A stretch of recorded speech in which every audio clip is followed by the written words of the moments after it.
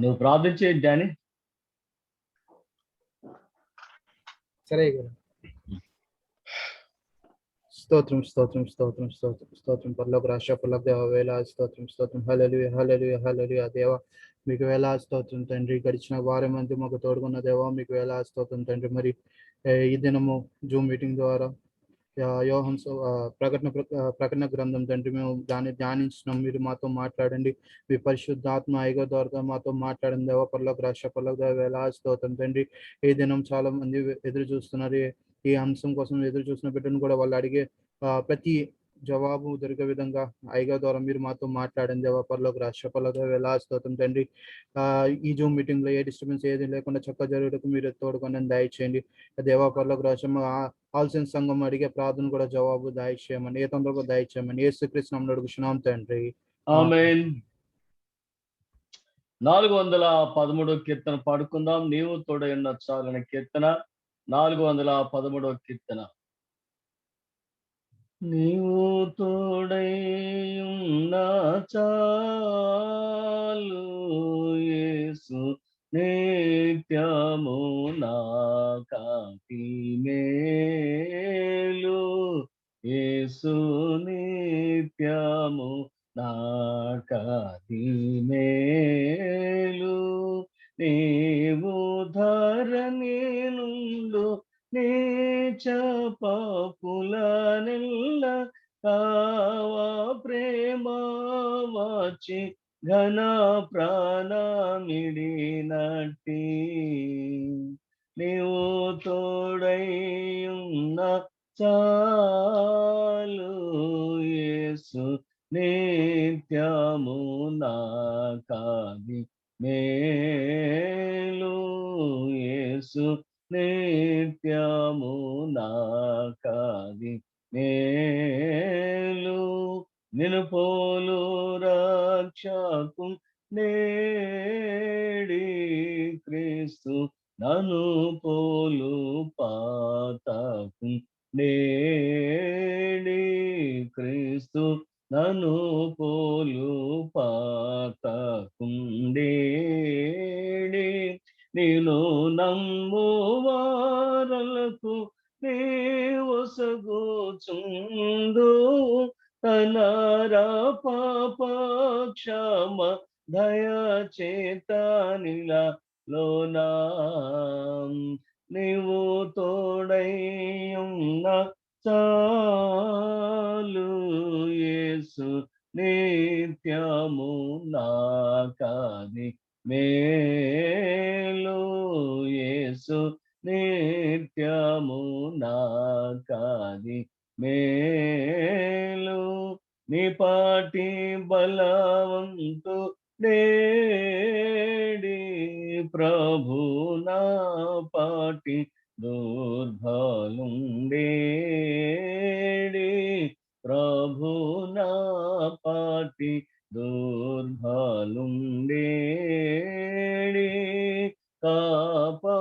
కాపాడుచుందు కలకాలమును నీవు నీ పాద సేవకుల నీ నేర్పు రంజిల్లా నీవు తోడై ఉన్న చాలు యేసు నిత్యము నా కాంతి మేలు యేసు నిత్యము నా కాంతి మేలు నీ వంటి ఉపకారి ఏడి కర్త నా వంటి కడుధీను నేడి కర్త నా వంటి కడుధీను డేడి జీవులకును కల్గు జీవంబులి చూచు జీవాధారములో సగి జీవుల ప్రోచేడి నీవు తోడై ఉన్న చాలు యేసు నిత్యము నాకది మేలు. యేసు నిత్యము నాకది మేలు. నీ వంటి ధనవంతుడేడి యేసు నా వంటి ధనహీను నేడి యేసు నా వంటి ధనహీనుడేడి. ప్రోవులయున్నవి ఈవులు నీయందు నీవు వానినో సంగి నిరతంబునను కావు. నీవు తోడైయున్నా చాలు యేసు నిత్యము నాకది మేలు. యేసు నిత్యము నాకది మేలు. దేవుని స్తోత్రం. ఈరోజు 9వ అధ్యాయం చదువుకుందాం. ఈశ్వరరావు గారు చదువుతారండి. ఎల్ ఈశ్వరరావు గారు వారు కానీ, రోజ్మేరీ గారు కానీ, ఆ ఫ్యామిలీ నుంచి ఎవరైనా చదువుతారా? ఈశ్వరరావు గారు కానీ, వారి సత్యమణి కానీ చదువుతాం అయ్యగారు. చదవండి సార్. 9వ అధ్యాయం.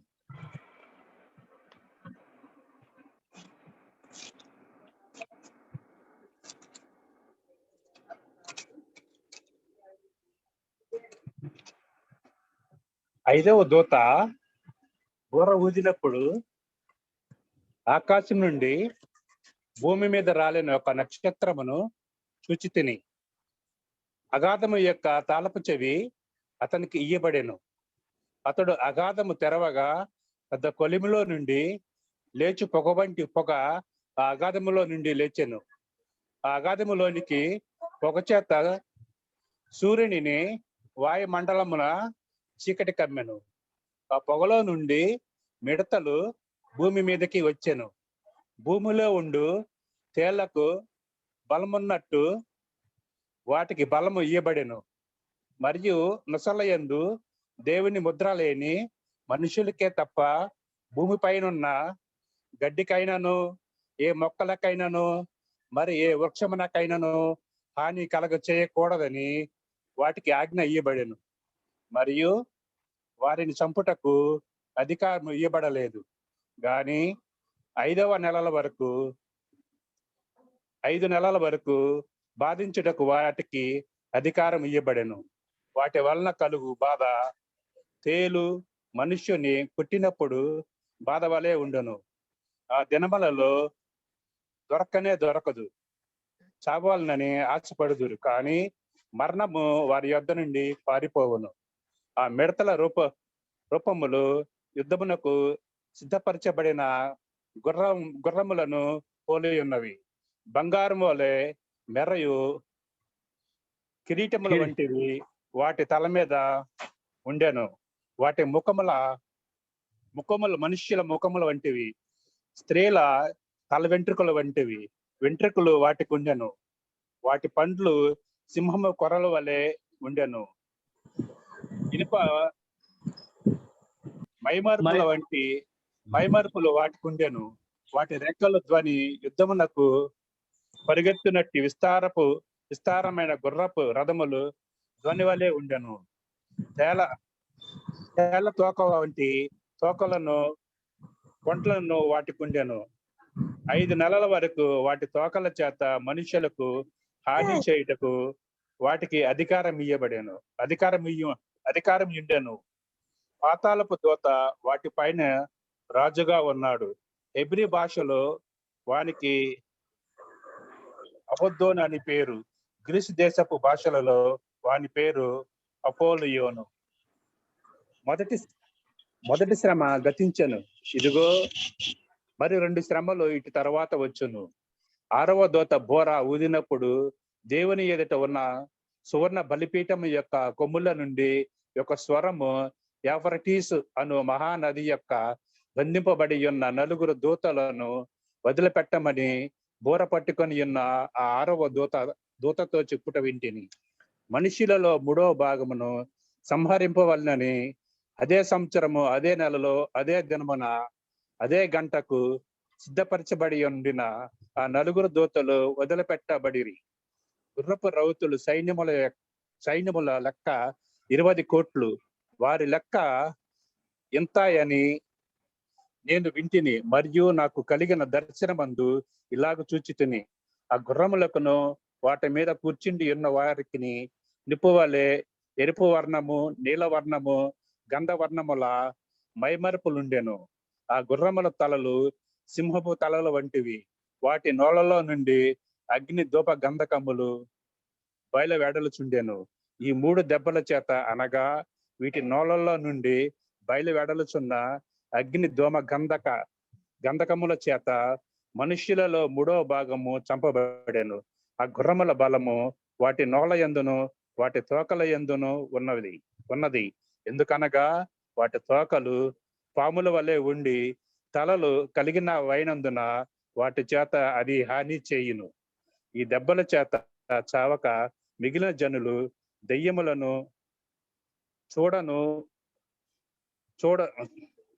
చూడను వినను నడువను శక్తి లేనివై బంగారు, వెండి, కంచు, రాయి, కర్రలతో చేయబడిన తమ హస్తకృత్యములైన విగ్రహములను పూజింపకుండా విడిచిపెట్టినట్లు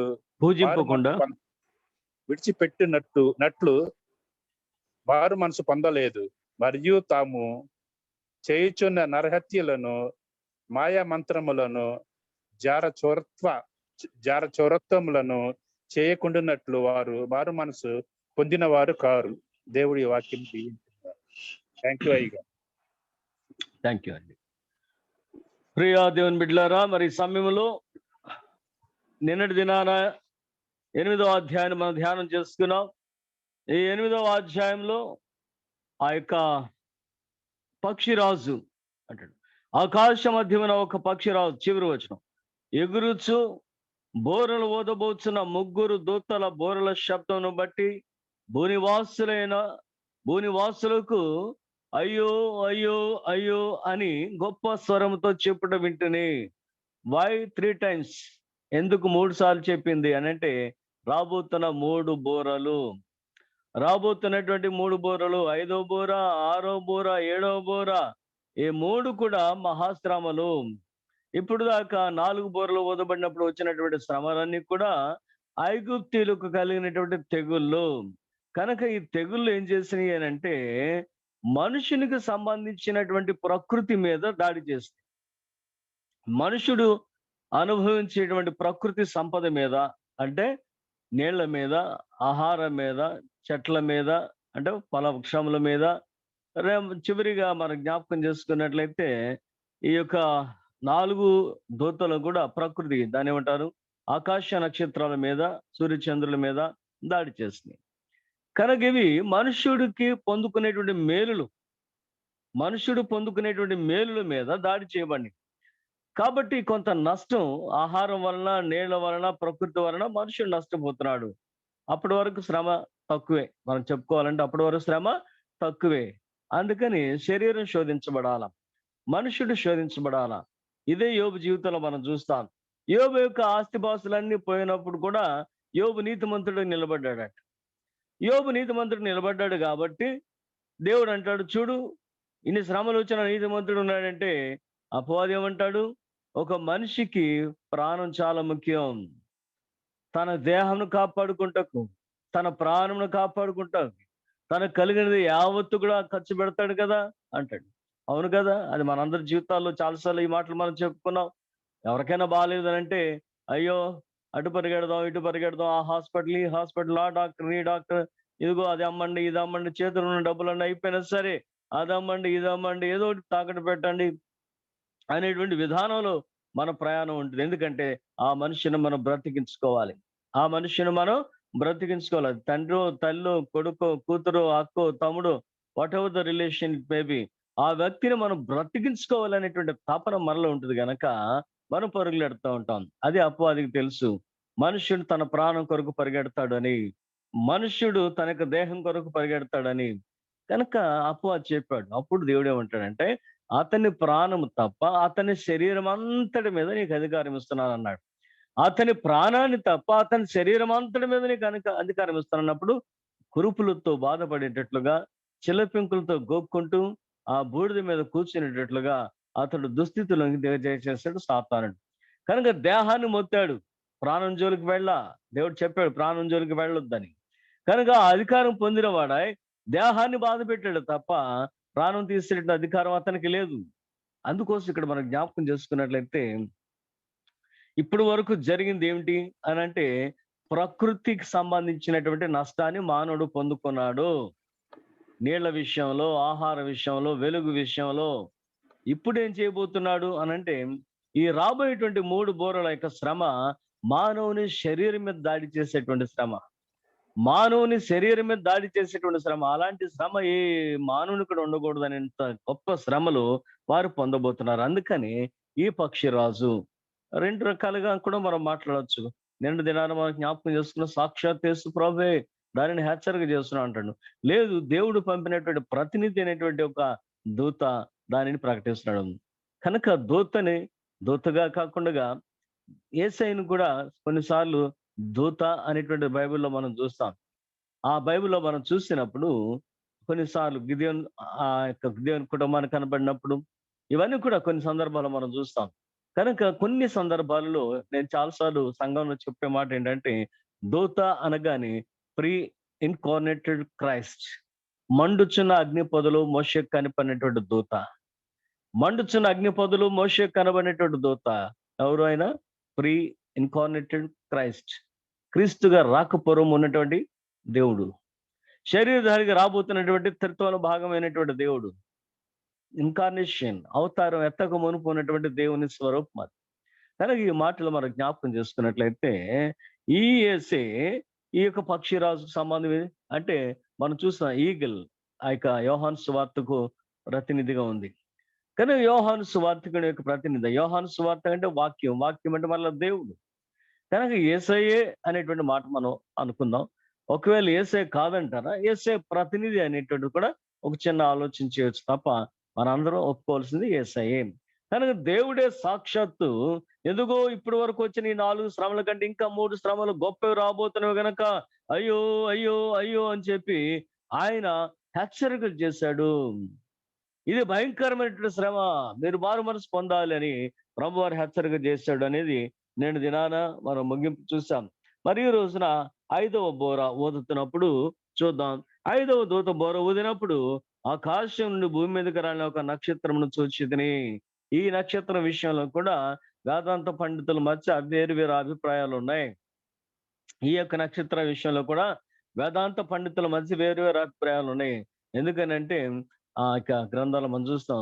ఓ తేజ నక్షత్రమా, వేకువ చుక్క, నీవెట్లు ఆకాశం నుండి క్రిందికి పడితివి అంటాడు కదా. ఓ తేజ నక్షత్రమా, ఓ వేకువ చుక్క, నీవెట్లు ఆకాశం నుండి క్రిందికి పడితివి అంటే అది అపవాదిని గురించి చెప్పబడినటువంటి మాట. పాతాళంలోకి మూలకు త్రోసివేయబడితేవేమి అంటాడు. కనుక వాడు పాతాళానికి త్రోసివేయబడ్డాడు. పడ్డాడు అని అంటే ఆకాశం నుండి వాడు పాతాళానికి పారిపోవాల్సిందే తప్ప భూమి మీద వాడికి స్థానం లేదు. కనుక ఎలా వచ్చాడు అని చాలాసార్లు నేను చెప్పా. ఎలా వచ్చాడు భూమి మీదకి అనేది తర్వాత మళ్ళీ ఇప్పుడు మనం చెప్పుకుందాం. అయితే వాడు త్రోయబడినటువంటి స్థలం పాతాళ లోకం అనేది మనం జ్ఞాపకం చేసుకుందాం. కనుక 5వ దూత బోర ఊదినప్పుడు ఆకాశం నుండి భూమి మీదకు రాలిన నక్షత్రం. ఈ నక్షత్రం మరలా మన యొక్క ధ్యానంలో ఈ యొక్క ప్రకటన గ్రంథం నా ద్వారా మీరు వింటున్నటువంటి దానిలో మనందరం ఆలోచన చేయాల్సింది ఏంటంటే యేసుక్రీస్తే. కనుక వాడు తేజ నక్షత్రంగా ఉన్నాడు. ఆ వేకు చుక్కుగా తేజ నక్షత్రమా, ఆకాశం నుండి ఎట్లా పడ్డావు అని అంటున్నాడు. సో కొంతమంది ఏమనుకుంటారంటే ఈ తేజ నక్షత్రం ఈ యొక్క 5వ దూత బోర ఊదినప్పుడు రాలినటువంటి నక్షత్రం సాతానుడు అనుకుంటాడు. ఆ సాతానునికి పాతాళం మీద అధికారం లేదు. సాతానునికి పాతాళం మీద అధికారం లేదు. పాతాళం మీద అధికారం పొందుకున్నటువంటి వాడు దేవుడు. మొదటి అధ్యాయంలో చూస్తాం. ఇదిగో మరణమేకయు పాతాళలోకమేకయు తాళపు చెవులు నాకివ్వబడినవి అన్నాడు. సో బై హిజ్ రిజరెక్షన్, ఆయన యొక్క పునరుద్ధానం ద్వారా దానిని సంపాదించుకున్న వాడై ఉన్నాడు. కనుక ఈ తాళాలు ఇప్పుడు ఎవరి దగ్గర ఉన్నాయి అంటే యేసుక్రీస్తు దగ్గర ఉన్నాయి. మరణం యొక్కయు పాతాళ లోకం యొక్క తాళపు చెవులు ఆయన దగ్గరే ఉన్నాయి. ఆ మాట మనం జ్ఞాపకం చేసుకున్నప్పుడు ఈ నక్షత్రము యేసుక్రీస్తు అని. ఎందుకని? కింద భాగం లైన్ చూడండి, కింద భాగాన్ని చూస్తే అగాధం యొక్క తాళపు చెవి అతనికి ఇవ్వబడెను. అగాధం యొక్క తాళపు చెవి అతనికి ఇవ్వబడిన. సో అగాధపు యొక్క తాళపు చెవి కలిగిన వాడేవాడు, పాతాళం యొక్క తాళపు చెవి కలిగిన వాడేవాడు అంటే యేసుక్రీస్తే. కనుక ఈ మాటలు మరి జ్ఞాపకం చేసుకున్నట్లయితే దీని ద్వారా ఆలోచన చేయవలసినటువంటి చిన్న ఆలోచన సంఖ్యాకాండం 24వ అధ్యాయం 17 వచనం మనం చూస్తే నక్షత్రము యాకోబులో నుండి ఉదయించును. నక్షత్రము యాకోబులో నుండి ఉదయించును. అక్షయమగు చుక్క ఒకటి యాకోబులో, అక్షయమగు చుక్క ఒకటి యాకోబులో, లక్షణముగా పుట్టవలెను దాత్రిపై, రక్షణార్థులే సదా నిరీక్షించురు. నక్షత్రం బగు రక్షకుడు ఉదయించే, నక్షత్రం బగు రక్షకుడు ఉదయించే. అక్షయముగా మనం చూడాల్సినటువంటిది ఏంటంటే అక్షయమగు చుక్క ఒకటి యాకోబులో ఉదయిస్తుందని దేవుడు ముందుగానే యేసుక్రీస్తు వారి యొక్క జన్మ ప్రవచనాలలో పుట్టవలెను మోషే వంటి పూర్ణ ప్రవక్త. ఇక్కడ సంఖ్యాకాండానికి వచ్చినప్పటికీ ఏమంటాడు? నక్షత్రం యాకోబుల నుండి ఉదయించును. ఇవన్నీ కూడా ప్రభు వారి యొక్క జన్మ సంబంధమైనటువంటి ప్రవచనాలు. కానీ ఈ ప్రవచనాన్ని మనం జ్ఞాపకం చేసుకున్నప్పుడు it is none other than our lord, మన యేసు దేవుడు తప్ప ఆ నక్షత్రం ఎవరో కాదు. కనుక ఆ నక్షత్రం రాలింది అని అంటారు. ఇంకా మనం చూడాలంటే ప్రకటన గ్రంథం 22వ అధ్యాయం 16వ వచనంలో ఇదిగో దావీదు వేరు చిగురును వేకువ చుక్కనై ఉన్నాను. ఎవరయ్యా మీరు అంటే 22వ అధ్యాయానికి వచ్చినప్పుడు అంటాడు, నేను దావీదు వేరు చిగురును వేకువ చుక్కను. కనుక ఆ వేకువ చుక్క ఆయనే, ఆ నక్షత్రం ఆయనే. కనుక వీడు కూడా పోల్చబడ్డాడు. ఎందుకంటే వీడు కూడా వన్ ఆఫ్ ద స్టార్, దేవదూత, ప్రధాన దేవదూత. పుట్టినవాడు కాదు, తక్కువడేం కాదు, ప్రధాన దేవదూత. కనుక ప్రధాన దేవదూత ఉండి తన ప్రధానత్వాన్ని నిలుపుగా పడిపోయిన వాడు. ఇక్కడ ఈయన for a particular purpose he's come down from heaven to that భూమి మీదకి.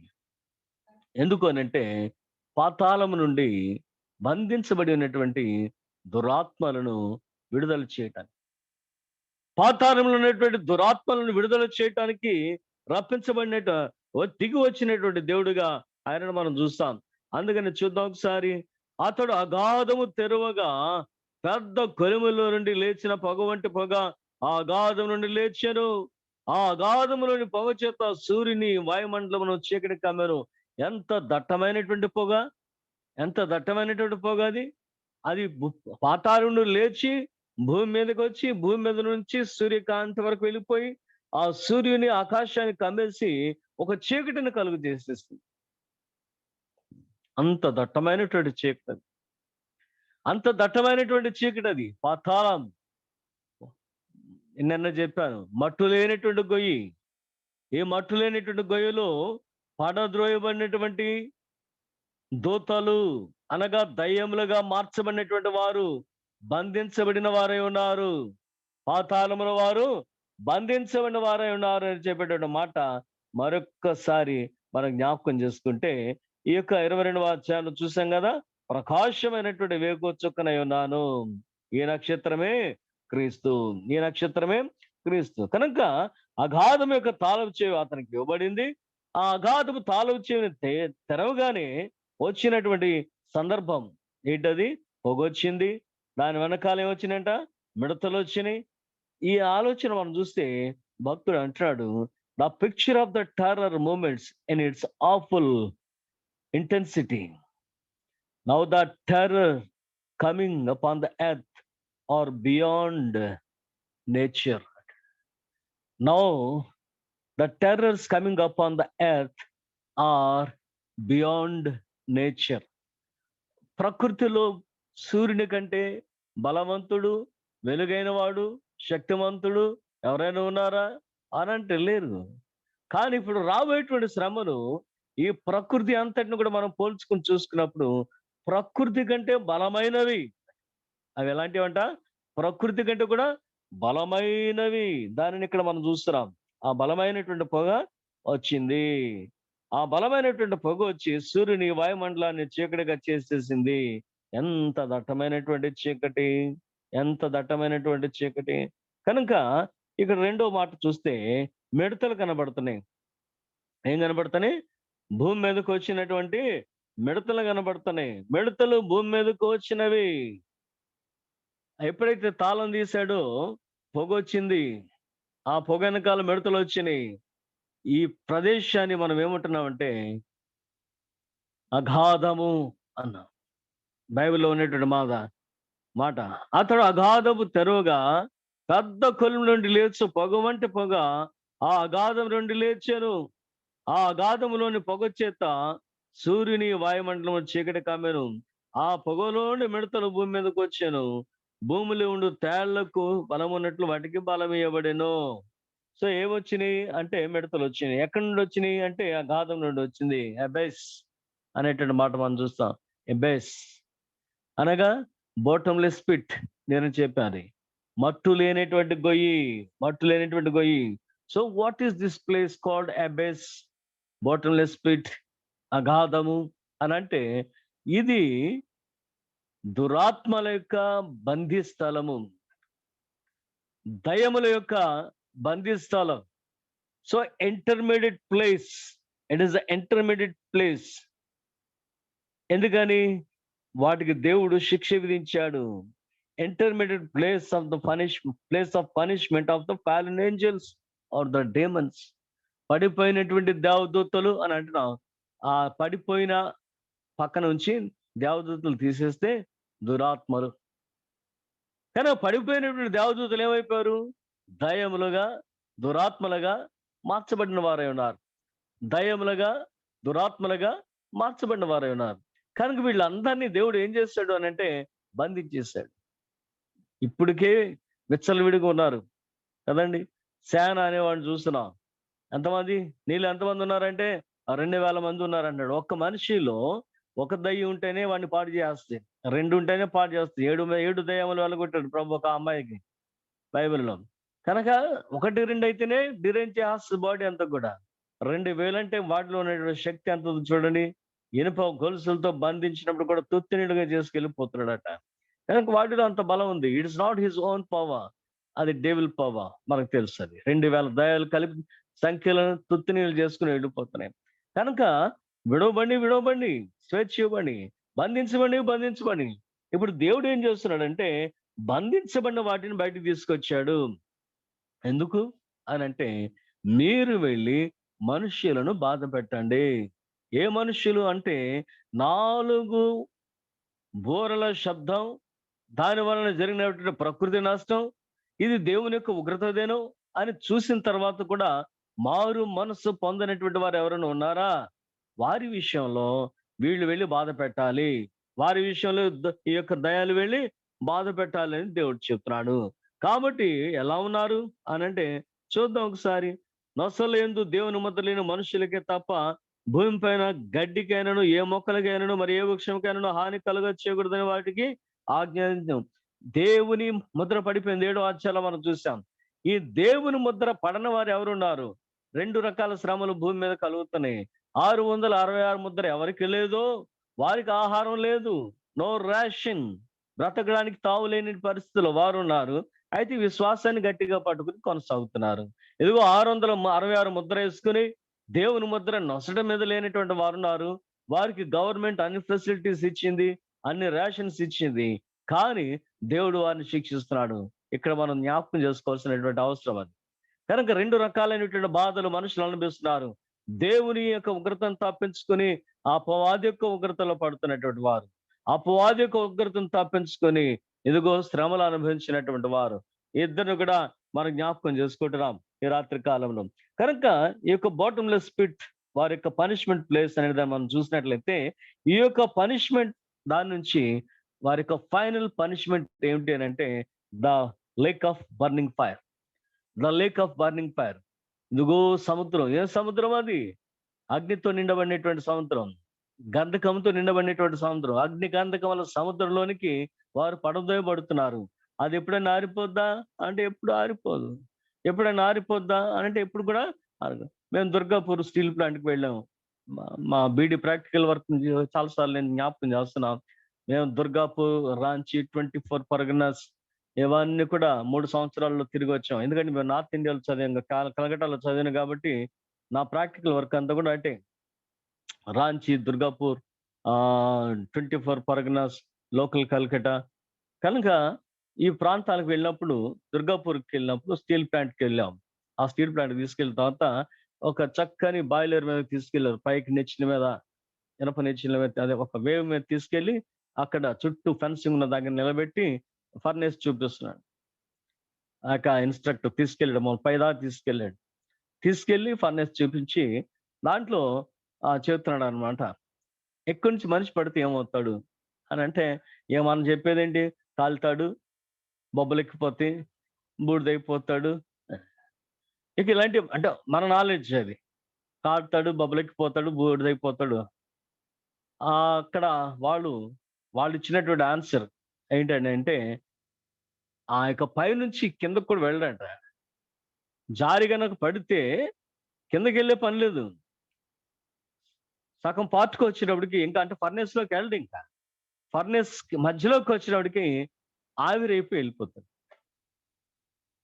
ఆ పైనుంచి జారి గనక దాంట్లో పడితే ఈ ఫర్నేస్ దగ్గరికి రాకపూర్వమే మిడిల్ ఆఫ్ ద వే ఆ సకానికి వచ్చేటప్పటికి ఈ హీట్‌కి బాడీ ఆవిరైపోయి వెళ్ళిపోద్ది బయటకి. ఎంత భయంకరమో చూడండి. ఎంత భయంకరమో చూడండి ఒకసారి.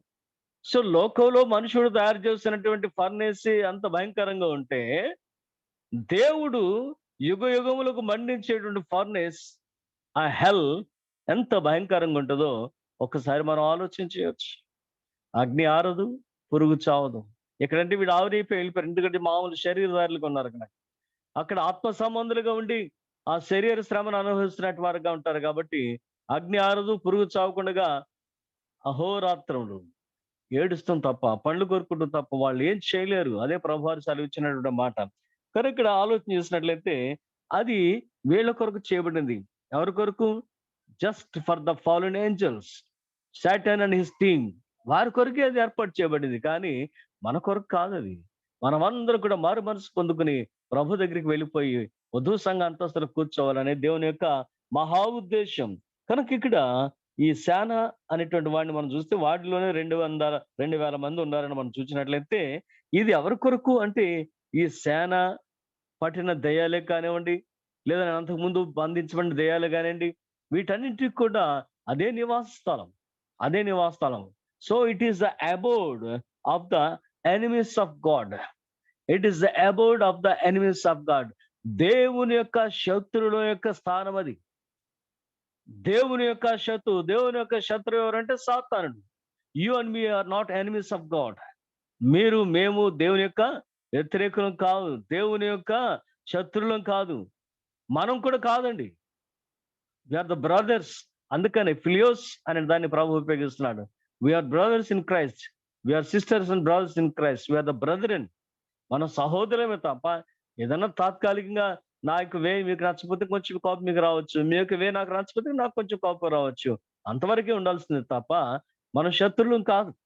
మన శత్రువులు అంటే కూడా కాదు, సహోదర ప్రేమతో నింపబడవలసినటువంటి వారం.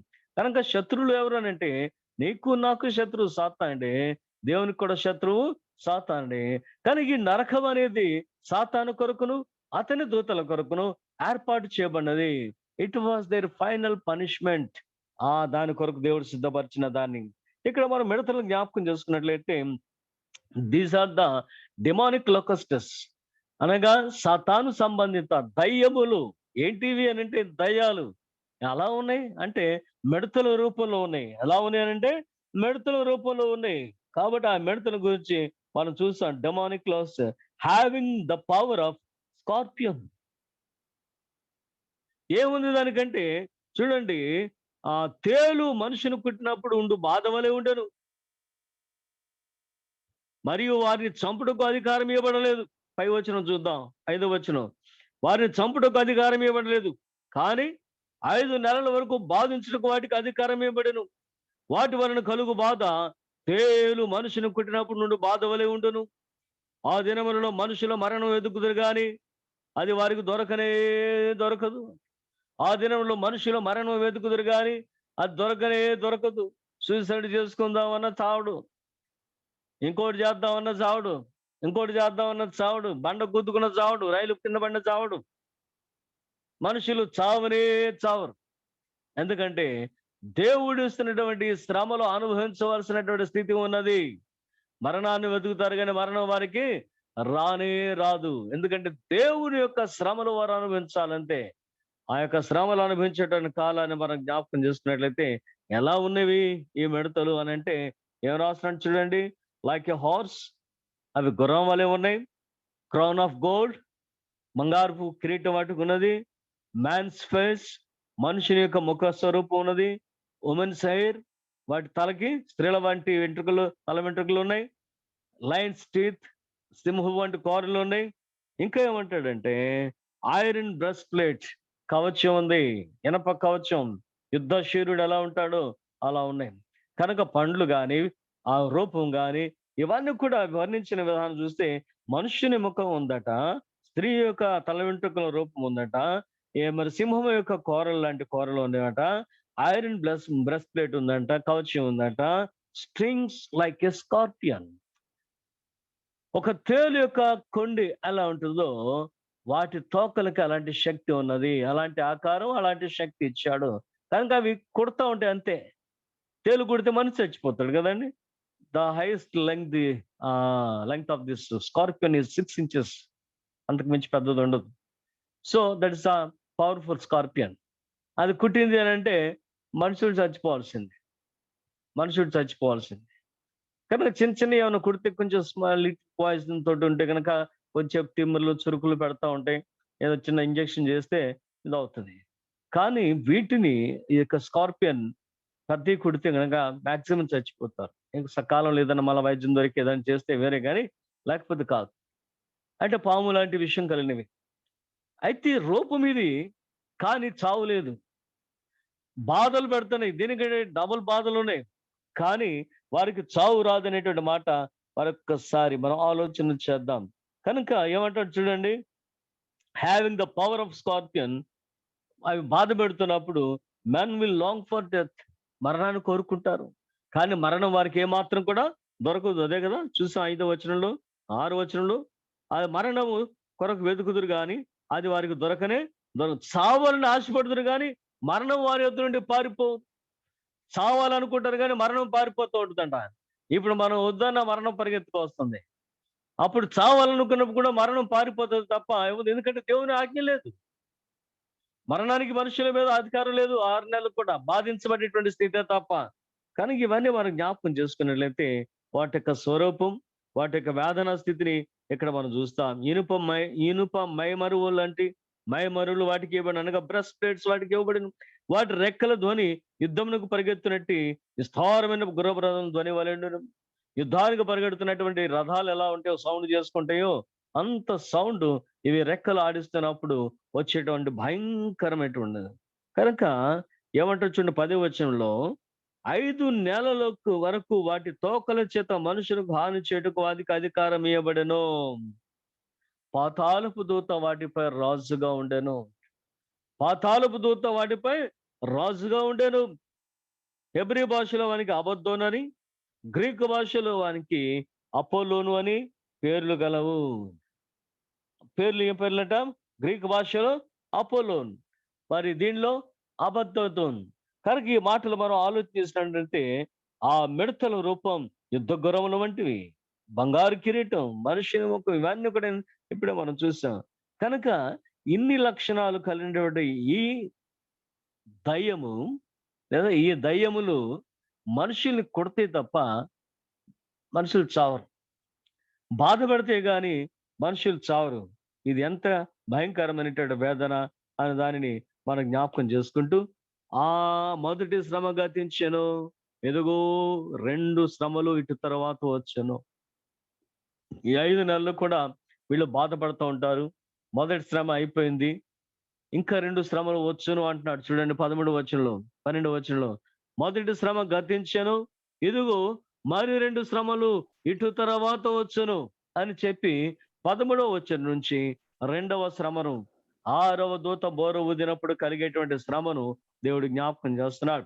6వ దూత బోర ఊదినప్పుడు దేవుని ఎదుట ఉన్న సువర్ణ బలిపీఠం యొక్క కొమ్ముల నుండి ఒక స్వరము, యూఫ్రటీస్ అను మహానది యొద్ద బంధింపబడిన 4 దూతలను వదిలిపెట్టమని బోర పట్టుకున్న ఆ దూత, ఆ 6వ దూతతో చెప్తా వింటిని. 6వ దూత బోర ఊదాడు. 6వ దూత బోర ఊదగానే దేవుని సన్నిధి నుండి వచ్చినటువంటి స్వరము అని మనం జ్ఞాపకం చేసుకోవాలి.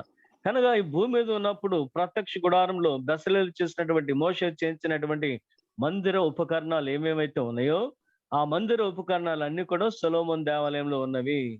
సొలొమోను దేవాలయంలో ఆ మందిర ఉపకరణాలు ఉండడానికి కారణం ఏంటి? Is it the wisdom of Solomon అనేది మనం జ్ఞాపకం చేసుకుంటే, it is not, of course he is a wise man. దేవుడు ఆయనకి జ్ఞానం ఇచ్చాడు. ఆ జ్ఞానం ఎలాంటి జ్ఞానం అని అంటే, అంతకు ముందు కానీ అంత తర్వాత కానీ వచ్చిన రాజుల్లో భూమి మీద ఎవరికి ఎలాంటి జ్ఞానం ఇవ్వలేదు. సో భూమి మీద వైజ్ అని పిలువబడిన వారు ఎవరైనా ఉన్నారంటే సాల్మన్ ద వైజ్.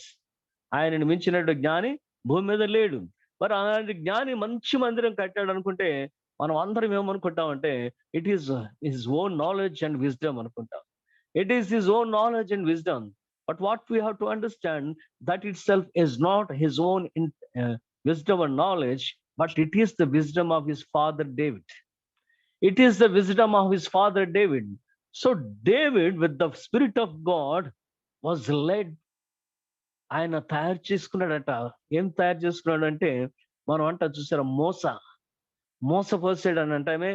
సో ఆ స్తంభం ఎలా ఉండాలి, ఈ యొక్క కెరూబు ఎలా ఉండాలి, ఈ యొక్క బాదం పుష్పాలు ఎలాడుతున్నవి ఎలా ఉండాలి, సో ఎవ్రీథింగ్ మోల్డ్ చేసుకుని ఉంచుకున్నాడు అనమాట. పాపం ఎంత ఆశపడ్డాడు కదండి, ఎంత ఆశపడ్డాడు మందిరం కట్టాలని, కానీ కట్టలేకపోయాడు. So everything was prepared. ఎలాగా? దేవుని యొక్క ఆత్మచేత. దేవుని యొక్క ఆత్మచేత దేవుడు అంట స్వయంగా నేర్పించాడంట. ఇదిగో ఈ రూపం ఇలా ఉండాలి, ఈ స్తంభం సైజ్ ఇంత ఉండాలి, దీని పలకలు ఇలా ఉండాలి, దీని మీద చెక్కడం ఇలా ఉండాలి అని దేవుడు చెప్తూ ఉంటే he draw. So maybe the first civil engineer మన భాషలో చెప్పుకోవాలంటే, ఒక రకంగా చెప్పుకోవాలంటే. ఇంకా అంతకుముందు బెసలేలు ఉన్నాడు కాబట్టి పోనీ బెసలేలకు వదిలేద్దాం. ఆ యొక్క ఆలోచన దేవుడు ఇచ్చాడు. సరే బెసలేడు ఇక్కడ కూడా దేవుడు ఇచ్చాడు కదా. So he may be the second civil engineer. చక్కగా అన్ని కూడా రూపకల్పన చేసుకుని దానిని సొలొమోనుకి ఇస్తున్నాడు. ఆయన this is the design and these are the moulds. This is the design and these are the moulds. దీని ప్రకారం నువ్వు కట్టమన్నప్పుడు దాని ప్రకారం సొలొమోను కట్టాడు. ఆ మందిరాన్ని కట్టిన వాడు సొలొమోను. సో అక్కడ కూడా ఏముంది అంటే, మందస్సు ఉంది, బలిపీఠం ఉంది. మరి అక్కడేముంది? పరలోకంలో కూడా అదే రూపం. పరలోకం ఏది చూశాడు? మోషేకి అది నేర్పించాడు. మోషే ఏది కట్టి ఇశ్రాయేలు కొంతకాలం సేవ చేశారో దానిని స్ట్రక్చర్ రూపంలోకి తీసుకొచ్చారు. కానీ ఇవన్నీ ఇక్కడ ఆలోచిస్తున్నట్టే దేవుని సన్నిధిలో ఉన్నటువంటి బలిపీఠం అనగా it's the presence of God. ఆ యొక్క దేవుని సన్నిధిలో బలిపీఠంలో ఉండేటువంటి 4 కొమ్ములు ఉండి ఒక కొమ్ము మాట్లాడింది అనగా ఒక సైడ్ నుంచి ఆ స్వరం వినబడింది. ఏమని వినబడింది? ఓ దూత, the 6th angel, the one who has the 6th trumpet, go and release the angels that was bounded at Euphrates. Euphrates నది వద్ద బంధించమన్నటువంటి దూతలు అన్నాడు. దూతలు అయితే బంధించబడాల్సిన అవసరం లేదు. ఏ స్మాల్ ఏమన్నా రీజనింగ్, ఒక చిన్న ఆలోచన ఏంటంటే, if they are the angels they would not have been bound up. కట్టబడి ఉండరు. మరి ఎవరు అంటే ద ఏంజల్స్. ఎవరన్నా? Fallen angels. ఈ ఫాలెన్ ఏంజల్స్ కూడా ఈ 4 అపవాది యొక్క చేతి కింద ఉన్నటువంటి వారు, బలమైనటువంటి వారు. ఇది మనం జ్ఞాపకం చేసుకోవాలా. అపవాదికి అనుచరులైన వారిలో ప్రధానమైనటువంటి వారు. ఇప్పుడు దేవునికి అనుచరులైనటువంటి వారిలో మనం చూసాం. మొదటి దినాన మనం జ్ఞాపకం చేసుకున్నాం. 6 దూతల పేర్లు అనుకుంటా కదా మనం చెప్పుకున్నాం. సో వాళ్ళు మనకు బాగా తెలిసినటువంటి వారు 3. ఇంకా బాగా తెలిసిన వారు 2. మిఖాయేల్, గాబ్రియల్. కనుక ప్రభువుకే ప్రధాన దూతలు కెరూబులు ఎలా ఉన్నారో అలాగే అపవాది కూడా ఈ తనతో కూడా కొంతమంది కెరూబులు తెచ్చేసుకున్నాడు కదా. వారు ఈ యొక్క 4 దిక్కుల, భూమి యొక్క 4 దిక్కుల కూడా అధికారులుగా కూర్చున్నారు. మరి వాళ్ళు ఏమంటారు, అష్టదిక్పాలకులు అంటారు. ఏ భాషను బట్టి అంటున్నారో మనకు తెలియదు, కానీ అష్టదిక్పాలకులని ఈ నలుగురు మాత్రం ఉన్నారు. ఈ నలుగురు మాత్రం 4 మూలల, భూమి యొక్క 4 మూలల పట్టు కూర్చున్నారనమాట విశ్వాన్ని. దేవుడు నెమ్మదిగా ఒక్కొక్కరిని బంధించుకుంటూ వచ్చేసాడు. అందుకని ఒక భక్తుడు చెప్పినప్పుడు నేను విన్నాను, మొట్టమొదట సువార్త పరిచర్య ఎక్కడ జరిగింది అని అంటే యెరూషలేములో. గలిలయ నుండి యెరూషలేం, గలిలయ యూదయ ప్రాంతాలు మనం చూస్తాం కదా. గలిలయ యూదయ ప్రాంతాలు యేసు వారు పరిచర్య ప్రారంభించినప్పుడు మొట్టమొదట అక్కడ ఉన్నటువంటి దూతను బంధించాను. అనగా దూత అంటే ఫాలెన్ ఏంజెల్. సో ఇది ఇక్కడి నుంచి మనం చూస్తున్నాం. కానీ ప్రీవియస్ హిస్టరీ నుంచి కూడా చూస్తే 4 దూతల్లో ప్రధానుడు అక్కడ బంధించబడ్డాడు. అంటే ఎక్కడ? ఏదెనులో బంధించబడ్డాడు. ఈ 4 దూతల్లో ప్రధానుడు ఏదెనులో బంధించబడ్డాడు. ఏదెనులో ఎప్పుడైతే ఆదామును శాపగ్రస్తునిగా చేయడానికి ప్రయత్నం చేస్తారో అపవాది వాడి బృందం, అక్కడ దానికి అధికారిగా ఉన్నటువంటి వాడు మొట్టమొదటి ఏదెనులోనే బంధించబడ్డాడు. తర్వాత 2వ వాడు సిలువ దగ్గర బంధించబడ్డాడంట. 3వ వాడు పరిశుద్ధాత్మ భూమి మీద దిగి వచ్చినప్పుడు బంధించబడ్డాడంట. 4వ వాడు మీరు సర్వలోకానికి వెళ్ళి సర్వసృష్టికి స్వార్థ ప్రకటించండి అన్నప్పుడు 4వ వాడు బంధించబడ్డాడు. So Satan has no power. Satan వీళ్ళు నలుగురితో కలిసి ప్రయత్నం చేశాడు, నలుగురిని బంధించాడు, సాతాను యొక్క తల చెద కొట్టేశాడు. కనుక భూమి మీద వారి శక్తులు లేవు. మరి మిగతా వాళ్ళు ఎవరైనా ఉన్నారంటే ఇదిగో పాతాళంలో బంధించేస్తాడు వాళ్ళందరినీ కూడా. అబెస్ లో, బోటంలెస్ పిట్ లో వారందరూ కూడా బంధించబడి ఉన్నారు. కానీ ఇప్పుడు ఓపెన్ చేస్తున్నాడు. ఇప్పుడు వరకు వారు బంధించబడిన వారు ఉన్నారు. సో పైన తిరుగుతున్న వారు ఎవరనంటే కొంతమందిని ఫ్రీగా వదిలేశాడు. మోరోవర్ ప్రతి ఒక్క గాడ్ ఇస్ అని అన్నాను చూసారా, ఈ గాడ్ అండ్ గాడెస్ స్టాచ్యూస్ వెనకాల, whether it may be wooden statue or the stone or the metallic, whatever the statue it may be, కర్ర అయినా, రాయి అయినా, లోహమైన ప్రతి స్టాచ్యూ వెనకాల వీడు నిలబడి ఉంటాడు అనమాట. సో అందుకనే విగ్రహములకు బలి ఇచ్చిన దానిని మీరు తినకండి అంటే, విగ్రహం is nothing but a stone, nothing but a wood, nothing but a metal piece. కనుక విగ్రహం అనేది నథింగ్. కానీ when it was installed, అది పెట్టబడిన తర్వాత, నిలబెట్టబడిన తర్వాత దాని వెనక ఆవరించుకున్నవాడు one of the fallen angel. So వీళ్ళు బలి అర్పణ చేస్తున్న వాటిని కూడా గ్రహించుకునేటువంటి వాడు వాడే. కనుక విగ్రహానికి బలి అర్పించిన వాటిని మనం తినకూడదని దేవుడు ఖచ్చితంగా చెప్తున్నాడు. సరే వీళ్ళందరూ పక్కన ఉన్నారు కదా, కొంతమంది విడుదలలో ఉన్నారు. వారిని ఇమిటేట్ చేసుకుని కొంతమంది, లేదంటే చనిపోయినటువంటి వారిలో దేవునికి విరుద్ధంగా జీవించి దయ్యం లేక బోధలకు లోబడినటువంటి వారు ఉన్నారే, వారు కూడా దురాత్మలుగా మార్చబడినటువంటి వారు కూడా. కానీ వీరందరికీ కూడా last stage about is the burning lake. ఏమైనా ఉందని, లేక్ ఆఫ్ బర్నింగ్ ఫైర్, ఆ యొక్క మండుచున్న అగ్ని గంధకాలం. కనుక ఈ యొక్క స్థానానికి వారు వెళ్ళాలి. కనుక ఈ యొక్క యూఫ్రటీస్ నది దగ్గర ఉన్నటువంటి 4 దూతలను కూడా విడిచిపెట్టమని చెప్పి దేవుడు ఈ యొక్క 6వ బోర ఊదినటువంటి దూతకు చెప్తున్నటువంటి సందర్భాన్ని మనం ఆలోచన చేసినట్లయితే, యూఫ్రటీస్ నది అనేది మన అందరికీ తెలుసు. ఎక్కడ పుట్టింది అది? ఏదెనులో. పైనుంచి వర్షాలు లేవు గనక కదండి, అప్పటికి వర్షం లేదు. ఇదే ఇప్పుడు బోటంలెస్ పిట్ గురించి మనం మాట్లాడుకుంటామే. ఈ బోటంలెస్ పిట్ అప్పుడు ఈ యొక్క అగాధ జలములతోటి నింపబడి ఉన్నది. సో ఈ యొక్క అగాధ జలములు స్ప్రింగ్స్ గా బయటకు వస్తున్నాయి. అగాధ జలములు స్ప్రింగ్స్ గా బయటకు వస్తున్నాయి. ఏదెనులో నుంచి వచ్చి 4 భాగాలుగా అయ్యింది. 2వ అధ్యాయంలో మనం చూస్తాం ఆ మాట.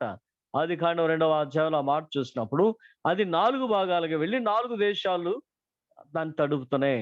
ఆ వాటర్ తడుపుతుంది. అక్కడ 4 ఏమున్నాయి? వివిధ రకాలైనటువంటి పరిస్థితులు కనపడతాయి. దానిలో one of the river is Euphrates. ఎందుకు ఒకసారి చదివేద్దాం, మనకెందుకు మళ్ళా. చూడండి ఒకసారి ఆదికాండం 2వ అధ్యాయం. దేవుడు ఆదామును సృష్టించేటప్పుడు ఏదేను తడపడానికి పుట్టించమనేటువంటి వాటిని మనం చూసినట్లయితే 10వ వచనం చూడండి. మరియు ఆ తోటను తడుపుటకు ఏదెను నుండి ఒక నది బయలుదేరి అక్కడి నుండి చీలిపోయి 4 శాఖలాయను. మొదట దాని పేరు పీషోను. అది హవీలో దేశం అందరి చుట్టూ పారుతున్నది. అక్కడ బంగారం ఉన్నది. అక్కడేముందట? బంగారం ఉన్నది. ఆ దేశ బంగారం శ్రేష్టమైనది. ఆ దేశ బంగారము శ్రేష్టమైనది, అక్కడ బోలము గోమేదకు కూడా దొరుకును. రెండవ నది పేరు గీహోను, అది కూష దేశం అంతటి చుట్టూ పారుచున్నది. కూష దేశం అంటే ఇథోపియా కదా, కూష దేశం అంతటి చుట్టూ పారుచున్నది. మూడవ నది పేరు హిద్దెకెల్. నాలుగవ నది అది తూర్పు వైపున అష్షూరు తూర్పు వైపున పారుచున్నది. నాలుగవ నది యూఫ్రటీస్. కనుక ఈ యొక్క యూఫ్రటీస్ మరలా మనం జ్ఞాపకం చేసుకున్నట్లయితే ఇప్పుడు యూఫ్రటీస్ కి గొప్పదనం మనం చెప్పుకుందాం. ఏంటంటే it is the border for Israel దేశానికి బోర్డర్. ఎక్కడి నుంచి? ఆది కాండం 15వ అధ్యాయం మనం జ్ఞాపకం చేసుకున్నట్లయితే దేవుడు ఆ యొక్క వాగ్దానం ఇస్తున్నాడు. అబ్రహామా, ఇదిగో ఇదంతా నీ దేశమే అన్నాడు. ఇదిగో నీవు చూస్తున్న ఇదంతా కూడా నీ దేశమే అంటే ఎక్కడి నుంచి ఎక్కడికి ఇచ్చావు ప్రభు అంటే right from Egypt to Euphrates. Egypt నుంచి యూఫ్రటీస్ వరకు కూడా ఇదంతా నీ భూభాగమే అన్నాడు. ఎంత గొప్ప దేవుడు ఆయన! ఇదంతా అబ్రహాం గారు ప్రయాణం చేసి వచ్చింది, ఇదంతా అబ్రహాం గారు నడిచి వచ్చింది. ఎన్ని సంవత్సరాలు నడిచావు? 25 సంవత్సరాలు నడిచా. 25 సంవత్సరాలు ఎంత నడిచావు అంత నీకు ఇచ్చేస్తానన్నాడు దేవుడు. అది అబ్రహాం పొందుకునేటువంటి ఆశీర్వాదం. కనుక దేవుడు ఎక్కడికి వెళ్ళమంటే వెళ్ళాలా, దేవుడు ఏది చేయమంటే అది చేయాలా, తర్వాత దేవుడు ఇచ్చే ఫలితాన్ని ఆనందించాలా. ముందే మన ఓన్ ప్లాన్స్, మన ఓన్ థాట్స్ ఉంటే మన జీవితంలో ముందుకు వెళ్ళలేం. కనుక దేవుని యొక్క ప్రణాళిక మన జీవితంలో నెరవేర్చబడాల. అందుకు ఒక ఆలోచన మనం చూసినట్లయితే 15వ అధ్యాయం చూసుకున్న తర్వాత ఆదికాండ 15వ అధ్యాయంలో 17-18 వచనాలు చూస్తే ఈజిప్ట్ యూఫ్రటీస్ దేవుడు అబ్రహాం కది వాగ్దాన దేశంగా ఇచ్చినట్లుగా దేవుని వాక్యాలు వారు జ్ఞాపకం చేసుకుంటాం.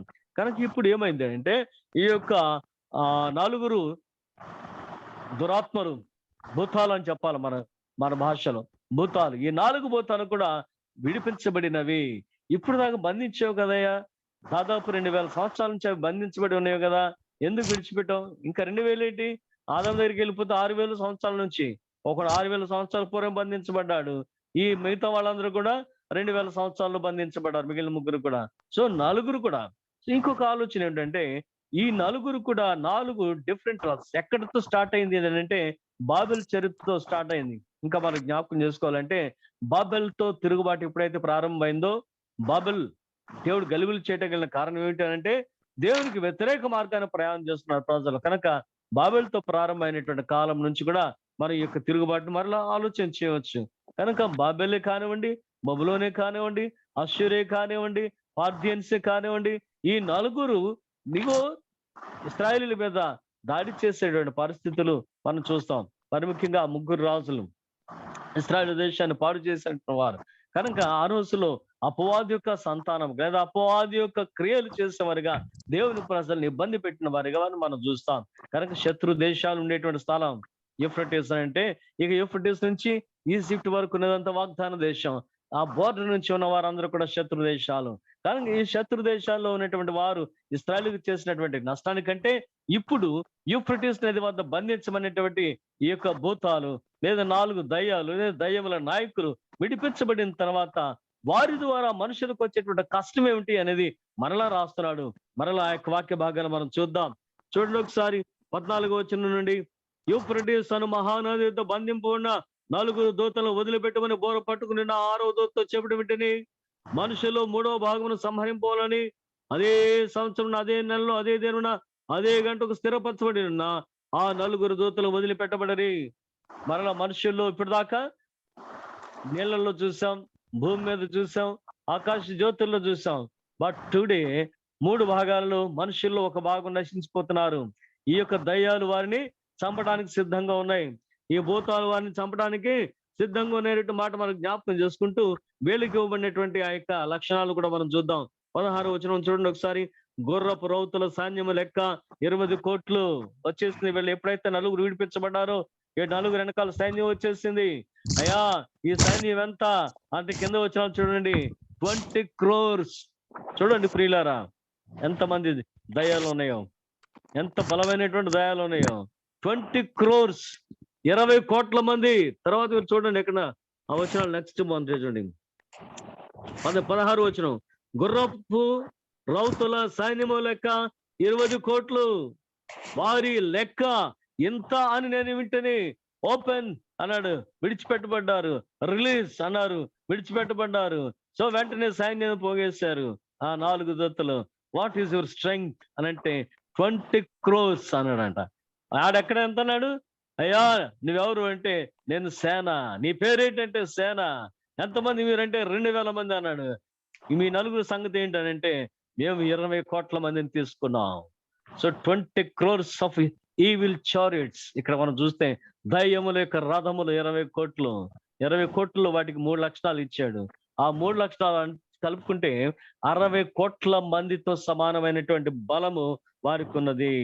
60 కోట్లలో సమానం ఏంటంట ఈ యొక్క 3 చూద్దాం తర్వాత. So God has impressed them in the abyss. మొదటి శ్రమకాలం అయిపోయింది. మరి రెండో శ్రమకాలానికి వచ్చిన తర్వాత యూఫ్రటీస్ నది వద్ద ఉన్నటువంటి 4 దూతలు కూడా లేదా భూతాలు కూడా విడిపించబడినప్పుడు ఎప్పటి నుంచి అన్నానంటే ఆదాము యొక్క కాలం నుంచి సిలువ వేయబడినప్పుడు పెంతుకోస్తూ సృష్టి అంతటికి కూడా సువార్త ప్రకటించడు. కనుక ఈ యొక్క ఫరాత్ లేదా యూఫ్రటీస్ 4 భూతాలు 4 దిక్కుల లీడర్స్ గా ఉండి వారు దయాల్ని కలిగిన వారై ఉన్నారు. ఎప్పుడైతే విడిచిపెట్టబడ్డారో ఈ యొక్క దేవుని సెలవుతోటి వారు బయలుదేరి వస్తున్నారు. దేవుని సెలవు లేకుండా వారు ఏమి కూడా చేయలేరట. దేవుని యొక్క సెలవు లేకుండా వారు ఏమి కూడా చేయలేరు. కనుక దేవుని సెలవు పొందుకున్నటువంటి వీరు 3 రకాల మాటలు ఉన్నాయి. ఏంటంట? వారి నోరు పవర్ఫుల్ అట, వారి యొక్క తోక పవర్ఫుల్, పాము తోక లాంటిది, వారు విధించేటువంటి శిక్ష పవర్ఫుల్. ఒక్కొక్క దయ్యం 3 లక్షణాలు కలిగి ఉన్నాయి. నోరు, తోక, అది విధించే శిక్ష.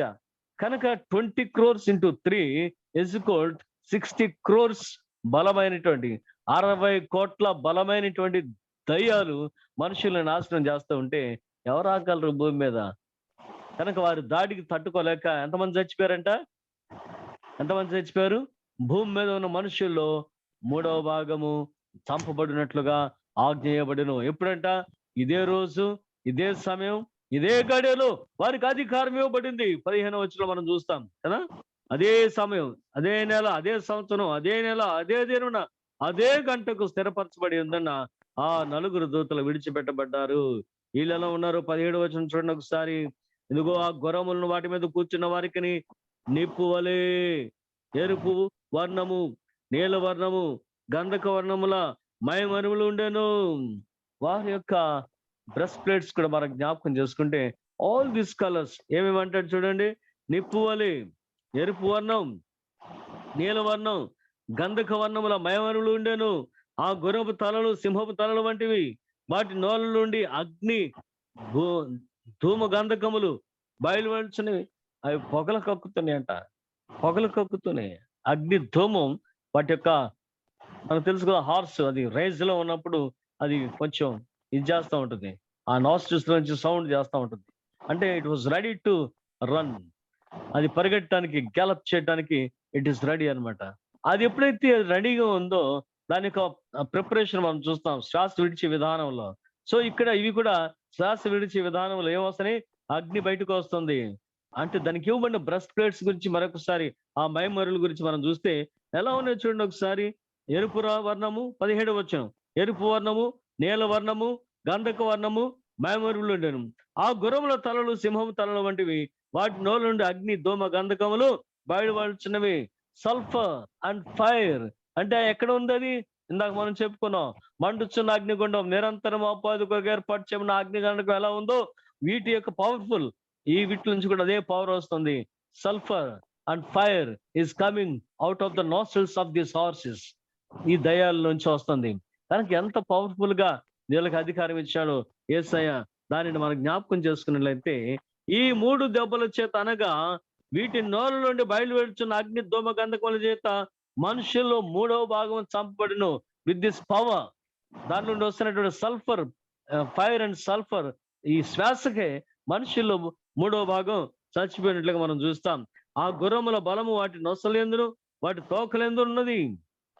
వీటికి కూడా అదే, వాటి నొసలేందును వాటి తోకలేందును ఉన్నది. ఎందుకనగా వాటి తోకలు పాముల వలె ఉండి తలలో కలిగినవందున వాటి చేత అవి హాని చేయను.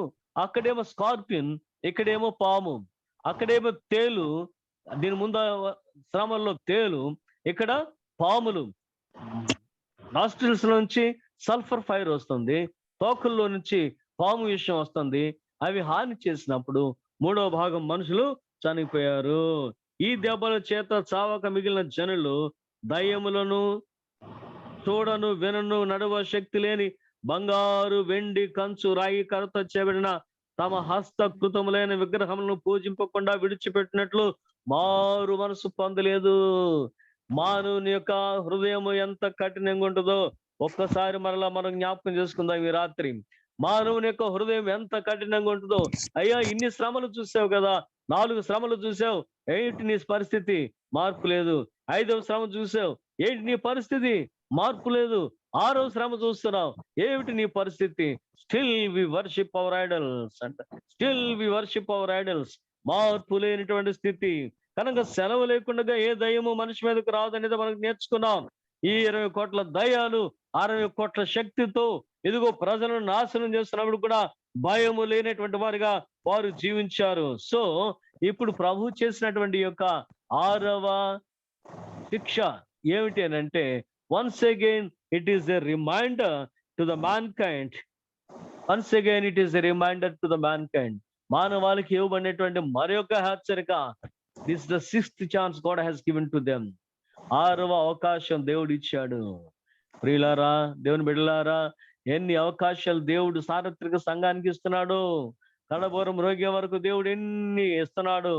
నిన్న దినాన్ని మనం జ్ఞాపకం చేసుకున్న పేతురు 7 మార్లు మట్టుకు కాదయా, 77 మార్లు మట్టుకు నీ సహోదరిని క్షమించు అని చెప్పినటువంటి దేవుడు 7 into 70 మనకు తెలిసినటువంటి సంఖ్య 7 into 70. సో అంత సంఖ్యలో ఒక సహోదరిని మనం క్షమించగలిగితే దేవుడు మన ఎంత క్షమిస్తున్నాడు, ఎన్ని తప్పులు క్షమిస్తున్నాడు.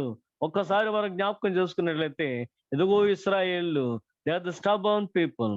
ఇశ్రాయేలు అనేవారు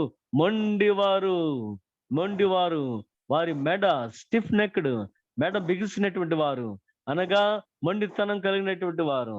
అలాంటి వారి కొరకు దేవుడు ఎంతో ప్రయత్నం చేసి ఇక దేవుని యొక్క నామం అవమానపరచకుండా ఉండినట్లుగా యెహెజ్కేలు ద్వారా మనం చూస్తాం. మీలో రాతి హృదయం తీసివేసి మాంస హృదయాన్ని నేను ఇస్తున్నాను, మీ మీద శుద్ధ జలాలు చల్లుకుంటున్నాను, మీ మీద నా ఆత్మను కృంభరించేదను అని చెప్పి దేవుడు తానే స్వయంగా వారిని రక్షించుకునేటువంటి స్థితిని మనం చూస్తున్నాం. కానీ అది క్రీస్తు యొక్క శిలువ పూర్వం ఇవ్వబడిన వాగ్దానం. క్రీస్తు శిలువ తర్వాత ఇదిగో నమ్మిన వారికి రక్షణ, నమ్మని వారికి శిక్ష. నమ్మిన వారికి రక్షణ, నమ్మని వారికి శిక్ష. ఇదిగో నమ్మేవా అంటే 6 కఠిన శ్రమలు చూసిన తర్వాత కూడా మనుషులు ఏం చేస్తున్నారు అంటాడు. 19-20 వచనాలు మనం చూసినట్లయితే, కర్రలతోను, రాయితోను, కంచుతోను, వెండితోను, బంగారుతోను చేయబడిన తమ విగ్రహములను పూజింప విడిచిపెట్టలేదు. వారు మారు మనసు పొందలేదు. మరియు తాము చేస్తున్న నరహత్యలను, మాయమంత్రములను, జార చోరత్వములను చేయకున్నట్లు వారు మారు మనసు పొందిన వారు కారు. ఒక విగ్రహారాధనే కాదు, ఇతరమైనటువంటి అనేకమైనటువంటి దుష్టత్వంలోనే వారు కొనసాగుతున్నారు. ఇది మానవ మనస్సు. కనుక ఎంత కఠిన హృదయం. ఇదిగో శ్రమ కలిగే కొద్దీ కఠినత్వాన్ని పెంచుకున్నారు తప్ప శ్రమ దెబ్బ వారికి మారు మనసు ఇవ్వలేదు. నిన్న దినాన్ని చూసాం కదా, ఎవరన్నా మురాబి అన్నాం, మొండివాడు. ఒక దెబ్బ కొడితే మాడు, 2వ దెబ్బ కొడితే మాడు, 10 దెబ్బలు కొట్టిన వాడు మాడు, ఇంకా మొండేడే, ఇంకెక్కువ చెడు కార్యాలు చేస్తూ ఉంటాడట. అలాంటి స్థితిలో ఉన్నారు మానవులు. ఎప్పుడు ఇదంటే బిఫోర్ ద లాస్ట్ డే, ఆ అంత్య దినానికి ముందు రోజుల్లో ప్రజలు ఈ విధంగా ఉన్నారు. అలాంటి దుస్థితి మన జీవితానికి రాకూడదు. ఇదిగో కడబరం రోగిపోతుంది. ఆ మొరగే సమయానికి మనం మారు మనసు పొందిన వారమే ఉండాలా, పశ్చాత్తాపడిన వారమే ఉండాలా, కడుగుబడిన వారమే ఉండాలా, పరిశుద్ధాత్మకు ముద్ర పొందుకున్న వారమే ఉండాలా, సిద్ధపడిన వారమే, బుద్ధి కలిగిన కన్నికల వారి సిద్ధులు నూనె నింపుకోవాలా, అనగా ఆత్మ కలిగిన వారమై ప్రభువా నీ రాకడలో ఎత్తబడేటువంటి కృపని మనం ప్రార్థన చేసుకుంటూ ఎదుగు దేవుని కొరకు ఎదురు చూడవలసిన వారమన్నా. ఎప్పుడైతే ప్రధాన దూత బోరమోగుతుందో అప్పుడు మనం ఆత్మను, శరీరాన్ని విడిచిపెట్టి మన ఆత్మలు దేవుని సన్నిధికి వెళ్ళిపోవాలా. అలాంటి సిద్ధపాటు మనం కలిగిన వారమై, ఎదురు చూచిన వారమై, దేవుని కృప చొప్పున వధువు సంఘ అంతస్తులు సదాకాలం ఆయనతో ఉండేటువంటి గొప్ప భాగ్యం దేవుడు నీకు, నాకు, మనందరికీ దయచేయును గాక. ఆమేన్. ప్రార్థన చేసుకుందామండి. మరి విజయ్ కుమార్ గారు చేసి చాలా కాలం అయింది, ఆగ్నేస్ గారు చేసి చాలా కాలం అయింది, మన సిరసాని రాజు గారు కూడా చేసి చాలా కాలం అయింది. కానీ మీరు ఎవరైనా సరే ప్రేరేపించబడిన వారు చేయండి, ప్రార్థన చేసేయండి.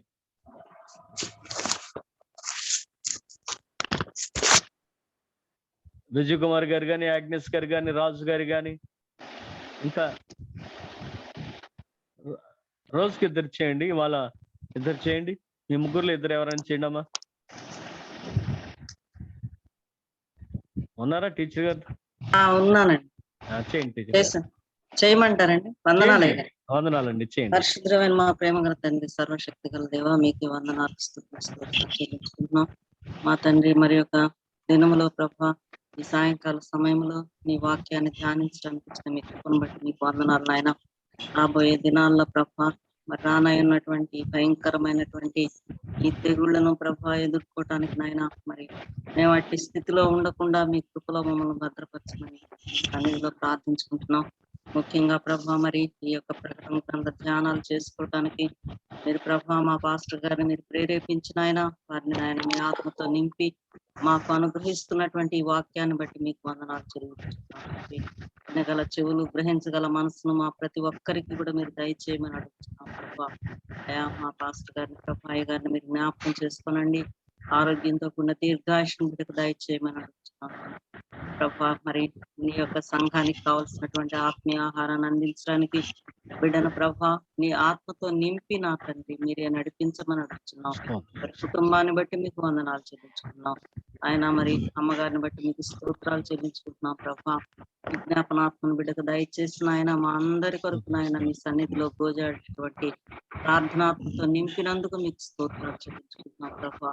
కాటి అయిన సహకారిగా బిడ్డను మీరు అనుగ్రహించినందుకు మీకు స్తోత్రాలు ఆయన. వారికి అనుగ్రహించినటువంటి కుమారుణ్ణి, కోడలని, కుమార్తెను కూడా మీ సన్నిధిలో పెట్టి ప్రార్థించుకుంటున్నాం. యవనస్తులైన బిడ్డలనైనా మీ నిండారు దీవెనలతో నింపి ప్రభా. మరి కుమారుడు, కోడలు ప్రభా మరి ప్రయాణాల్లో మీరు తోడుగా ఉండండి. వారి ఉద్యోగాల్లో మీరు సహాయం చేయమని అడుగుతున్నాం ఆయన. మరి మంజును కూడా మీరు జ్ఞాపకం చేసుకున్న ఆయన సకాలంలో బిడ్డను నాయన మరి మీరే మీ అపాయింటెడ్ టైంలో బిడ్డను చక్కగా సెటిల్ చేయమని అడుగుతున్నాను. స్తోత్రాలు చెల్లించుకున్నాం తండ్రి. అయా ప్రభా నాయన నా తలంపులు మీ తలంపులు వంటివి కావంటున్నావు ప్రభా, మీకు స్తోత్రాలు ఆయన. ఈ ఆల్ సెయింట్స్ సంఘాన్ని మీరు జ్ఞాపకం చేసుకోనండి ప్రభా. మేము నాయన భక్తి గల వారమని చెప్పుకుంటూ దాని శక్తిని ఆశ్రయించలేని దౌర్భాగ్య స్థితిలో ఉంటే నాయన రాబోయే ఉగ్రతను మేము ఎలా తప్పించుకుంటాం ప్రభా. అందుకొరకే మాకు నాయన ఈ క్లాసెస్ ప్రభా నాయన ఈ యొక్క ఆహారాన్ని మీరు పెట్టుచున్న విధానాన్ని బట్టి వందనాలు. ఇప్పటికైనా ప్రభా మేము నా తండ్రి నీ వాక్య ప్రకారం నడుచుకోవటానికి నాయన మా యొక్క నా తండ్రి నీ యొక్క వాక్యపు వెలుగులో మమ్మల్ని మేము సరి చేసుకోవటానికి మీరు మాకు సహాయం చేయమని అడుగుతున్నాం తండ్రి. అయా నా తండ్రి ప్రభా మరి ఆ రాకడ దినంలో నా తండ్రి వధువు సంఘంలో కలిసి ప్రభా నీతో కూర్చుండేటటువంటి భాగ్యాన్ని మా ఒక్కొక్కరికి దయచేయమని అడుగుతున్నాను తండ్రి. మీకే స్తోత్రాలు. ఎంతకాలం ఈ లోకంలో జీవించి కూడా ప్రభా నాయన నీ సన్నిధికి రాలేకపోతే ఎంత వ్యర్థమైన జీవితం ప్రభా. మీకే స్తోత్రాలు. అట్టి స్థితి ఎవ్వరికి రానివద్దని నీ సన్నిధిలో ప్రార్థించుకుంటున్నాను తండ్రి. మా ఆల్ సైన్స్ సంఘాన్ని మీ సన్నిధిలో పెట్టి ప్రార్థించుకుంటున్నాం ప్రభా. యేసయ్య ప్రతి కుటుంబానికి కావాల్సిన దీవెనలు మీరు అనుగ్రహించండి నాయన. ప్రతి కుటుంబంలో ప్రభా మీ యొక్క శక్తిని, బలాన్ని, ఆరోగ్యాన్ని నా తండ్రి మీ కాపుదలను ఒక్కొక్క కుటుంబానికి మీరు అనుగ్రహించిన ఆయన. ఈ యొక్క కరోనా సమయంలో నాయన మీరు కాపాడిన విధానాన్ని బట్టి మీకు స్తోత్రాలు నాయన. కొన్ని కుటుంబాల్లో జరిగినటువంటి అభివృద్ధికర పరిస్థితుల్లో కూడా నా తండ్రి నువ్వు చాలిన దేవుడు అయినో ప్రభా, మీకు స్తోత్రాలు ఆయన. మరి కొంతమంది బిడ్డలు ప్రభా ఈ అనారోగ్య పరిస్థితుల్లో నాయన కరోనా బారిన పడినప్పటికీ కూడా ప్రభా ఆయన మరి సంఘం పక్షంగా చేసిన విజ్ఞాపనలన్నీ మీరు ఆలకించిన ఆయన వారిని లేవనెత్తిన విధానాన్ని బట్టి మీకు స్తోత్రాలు చెల్లించుకుంటున్నాం తండ్రి. ఇంకా ఆయన దాన్ని బట్టి ప్రభా ఇంకా ఎంతమంది బిడ్డలైతే బలహీన స్థితిలో ఉన్నారో వారందరినీ మీరు ముట్టి వారికి కావాల్సినటువంటి సంపూర్ణమైన ఆరోగ్యం దయచేయమని అడుగుతున్నాం తండ్రి. ఇంకా కరోనానే కాదు ప్రభా, ఇంకా రకరకాలైన వ్యాధులతో ప్రభా మరి ఎంతమంది బిడ్డలైతే బాధపడుచున్నారో, చెప్పుకోలేని వ్యాధులతో బాధపడుచున్నారో వారందరినీ ముట్టి సంపూర్ణమైన స్వస్థతను దయచేయమని అడుగుతున్నాం తండ్రి. మీకే స్తుతులు స్తోత్రాలు చెల్లించుకుంటున్నాం ప్రభా. లెక్కలేని ప్రభా మీకే వందనాలు యేసయ్యా. మా యొక్క కృష్ణా గోదావరి డయాసిస్ ని పాదాల దగ్గర పెట్టుకుంటున్నాం తండ్రి. బిషప్ గారిని జ్ఞాపకం చేసుకోనండి, వారి కుటుంబ సభ్యులందరినీ నాయన మీరు నాయన కాపాడిన విధానాన్ని బట్టి వందనాలు. ఈ 4 సంవత్సరాలు నాయన వారిని చేపట్టుకొని నడిపించారు.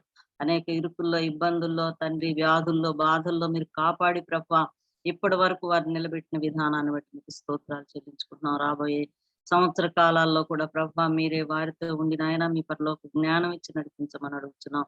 అలాగే నా తండ్రి మా డయాసిస్ లో ఉన్నటువంటి నాయన ప్రతి దైవజన్ను బట్టి మీ సన్నిధిలో ప్రార్థించుకుంటున్నాం తండ్రి. అయ్యా మరి చర్చస్ లేవు ప్రభా, బిడ్డలు నాయన మరి ఎలాగో మాకు నా తండ్రి బిడ్డలు నా తండ్రి మరి సంఘాల కొరకు ప్రభా మీ సన్నిధిలో గోజాడుచుండగా తండ్రి మీరే కృపతో నాయన వారిని దృష్టించి ప్రభా ప్రతి కుటుంబానికి కావాల్సినటువంటి నాయన మీ శక్తిని బలాన్ని మీ కాపుదలను అనుగ్రహించమని అడుగుతున్నాం తండ్రి.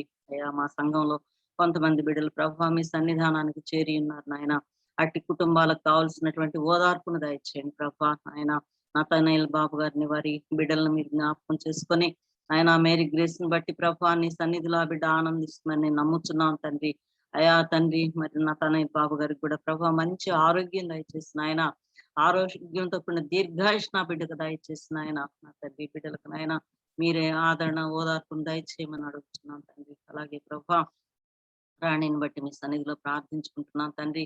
యజమాన్ని పోగొట్టుకునే దుఃఖంలో నా కుటుంబాన్ని కూడా ప్రభా గాయాన్ని మీరే మాన్పి ప్రభా నీవే కుటుంబానికి యజమానుడిగా నాయకుడిగా ప్రభా ఇంటికి పెద్దగా ఉండి ఆ కుటుంబాన్ని నడిపించమని అడుగుతున్నాం తండ్రి. అలాగే ప్రభా ఈశ్వరమ్మ గారిని బట్టి మీ సన్నిధిలో ప్రార్థించుకుంటున్నాం తండ్రి. ఆయన అయ్య గారిని మీ సన్నిధానానికి పిలుచుకున్నారు. కుమార్తెలకు ఆయన అమ్మగారికి కావాల్సినటువంటి ఓదార్పును నా తండ్రి ప్రభా మీ శక్తిని బలాన్ని ఆరోగ్యాన్ని ఇచ్చిన ఆయన మీరే జీవిత కాలం అంతా కూడా నడిపించండి అని అడుగుతున్నాం నా తండ్రి. సునీల్ని బట్టి మీ సన్నిధిలో ప్రార్థించుకుంటున్నాం. యవన దశలోనే ప్రభా బిడ్డను ఆయన మీ సన్నిధానానికి పిలుచుకున్నారు. విడిచి వెళ్ళినటువంటి యవనస్తురాలైన భార్యను బట్టి మీ సన్నిధిలో ప్రార్థించుకుంటున్నాం తండ్రి. నిన్ను సృష్టించిన వాడు నీకు భర్త అయినట్టు వాగ్దానాన్ని బిడ్డ స్వతంత్రించుకుని నా తండ్రి. అయా నీలో కొనసాగటానికి బిడ్డకు నాయన ధైర్యం దయచేయండి ప్రభా. చిన్న బిడ్డ ఇద్దరిని మీరు జ్ఞాపకం చేసుకోండి. వృద్ధాప్యంలో ఉన్న తల్లిదండ్రులు నాయన తోబుట్టులకు కూడా మీ ఆదరణ ఓదార్పు దయచేయమని అడుగుతున్నాం. ఇంకా నా తండ్రి ఎంతమంది బిడ్డలైతే ప్రభా ఇంకా రకరకాల నాయన ప్రభా మరి అనారోగ్య సమస్యలతో బాధపడుతున్నారు వారందరినీ ముట్టి మీరే స్వస్థపరచండి నాయన. ఇంకా థర్డ్ వేవ్ అంటున్నారు ప్రభా. ఇంకా ఏమీ కూడా ప్రభా మా దేశం మీదకి కానీ ప్రపంచం మీదకి కానీ రానియొద్దు నాయన. దాన్ని పాతాళంలో తొక్కేయమని అడుగుతున్నాం ప్రభా. అయా తండ్రి నాయన నువ్వు చాలని దేవుడు అయి ఉన్నావు ప్రభా. నీవు నాకు మొరపెట్టుము నేను నీకు రాజా. ఆయన ఇంత సంఘపక్షంగా నా తండ్రి అత్యాసక్తితో ప్రార్థించినప్పుడు ఏసయ్యా నాయన పేతురుని చెరసాలలో నాయన చెరసాల గడియలు బద్దలు కొట్టి నువ్వు బయటికి తెచ్చిన దేవుడు ప్రభా. ఇప్పుడు ఇన్ని రోజుల నుండి నాయన సంఘం అంతా కూడా మీ సన్నిధిలో ప్రార్థించుకున్నాం ప్రభా. అదే విధంగా అనేక సంఘాలు కూడా ప్రభా నాయన ఇదే విధంగా నా తండ్రి మీ సన్నిధిలో గోజాడుతుండగా ప్రార్థనలు వ్యర్థం కాని అని దేవుడా మీకు స్తోత్రాలు నాయన. చెవియొగ్గి ఆలకిస్తానంటున్నావు ప్రభా మీకు స్తోత్రాలు నాయన. నువ్వు వాగ్దానం చేసిన వాడు నమ్మదగిన దేవుడు ప్రభా. మీకు వందనాలు చెల్లించుకుంటున్నాం తండ్రి. మీకే స్తుతులు స్తోత్రాలు చెల్లించుకుంటున్నాం ఏసయ్యా. మరి నాయన ఇంకా థర్డ్ వేవ్ గాని ప్రభా చిన్న బిడ్డల మీద కానీ నాయన ఎవ్వరి మీదకి నాయన ఈ తెగులు రానియొద్దు ఏసయ్యా, రానియొద్దు నాయన. మరి ప్రభా విన్న వాక్యాన్ని బట్టి నాయన ఆ భయంకరమైన స్థితిలో నాయన మేము ఎవ్వరం ఉండకుండా ప్రభా ఎత్తబడే గుంపులో ఉండేటట్లు నాయన మమ్మల్ని ఒక్కొక్కరిని నాయన ఈ జీవం ఉండగానే మమ్మల్ని సిద్ధపరచమని అడుగుతున్నాం ప్రభా నాయన. నీ కొరకు జీవించే బిడ్డలుగా, నీ కొరకు ఆశపడే బిడ్డలుగా నాయన, నీలో ఆనందించే బిడ్డలుగా మేము ఉండగలుగుతాం సహాయం చేయండి యేసయ్యా. మీకు వందనాలు చెల్లించుకుంటున్నాను రాజా. మరి అదే విధంగా ప్రభా ఇంకను నా తండ్రి మా సండే స్కూల్ బిడ్డలని యవనస్తులైన బిడ్డలందరినీ కూడా మీ చేతుల్లో పెడుతున్నాం ప్రభా. స్త్రీల మైత్రి వారిని బట్టి మీ సన్నిధిలో ప్రార్థించుకుంటున్నాం యేసయ్యా. గొప్ప దేవుడా మీకు స్తోత్రాలు నాయన. మరి కౌన్సిల్ మెంబర్స్ ని పారిష్ కమిటీ మెంబర్స్ అందరినీ కూడా నాయన వారితో మీరు ఉండి ప్రభా నాయన ఆన్లైన్ మరి జరుగుతున్నటువంటి సర్వీసెస్ లో కూడా ప్రభా మరి అయ్యగారులకు మీరు తోడై ఉండి నడిపించుతున్న విధానాన్ని బట్టి మీకు స్తోత్రాలు చెల్లించుకుంటున్నాం. చిన్న అయ్యగారులను ఇద్దరిని కూడా మీ పాదాల దగ్గర మోసుకొస్తున్నాం ప్రభా. కిషోర్ అయ్యగారిని బట్టి వారి కుటుంబ సభ్యులను బట్టి మీకు వందనాలు చెల్లించుకున్నాం. యవనస్తులైన నాయన డానియల్ అయ్యగారిని బట్టి ప్రభా ఇద్దరు బిడ్డలు నాయన యవన దశలో ఉంటుండగా నా తండ్రి ఇంకా మీ ఆత్మతో వారిని నింపి ప్రభా రాబోయే దినాల్లో మీకు నమ్మకమైన సేవకులుగా వారిని పరిచర్య చేయటానికి ఆయన నీ పరిచర్యలో వారిని వాడుకొని మహిమ ఘనత ప్రభావం పొందమాడుచున్నాం ప్రభా. యేసయ్యా ఈ యొక్క రాత్రి సమయంలో మీరు ఇచ్చినటువంటి సమయాన్ని బట్టి వాక్యాన్ని బట్టి మీకు వందనాలు చెల్లించుకున్నాం. ఇంకా జరగనైనటువంటి మిగిలిన అధ్యాయాలు కూడా ప్రభా ఎటువంటి ఆటంకము లేకుండా ప్రభా నాయన దుష్టుడు పని చేయకుండా ప్రభా ఆత్మతో నీ కుమారుణ్ణి నింపి నాయన అయా యేసయ్యా నాయన ఆ వాక్యము నాయన మా హృదయాల్లో భద్రం చేసుకునేటటువంటి కృపను ప్రతి ఒక్క బిడ్డకు దయచేసి మహిమ ఘనత ప్రభావం పొందుమని యేసయ్య శక్తిగల నామంలో వేడుకొని ప్రార్థిస్తున్నాం తండ్రి. ఆమేన్. దయచేసి మరొకరు ప్రార్థన చేయండి. అయ్యగారు నేను చేస్తాను. Okay sir.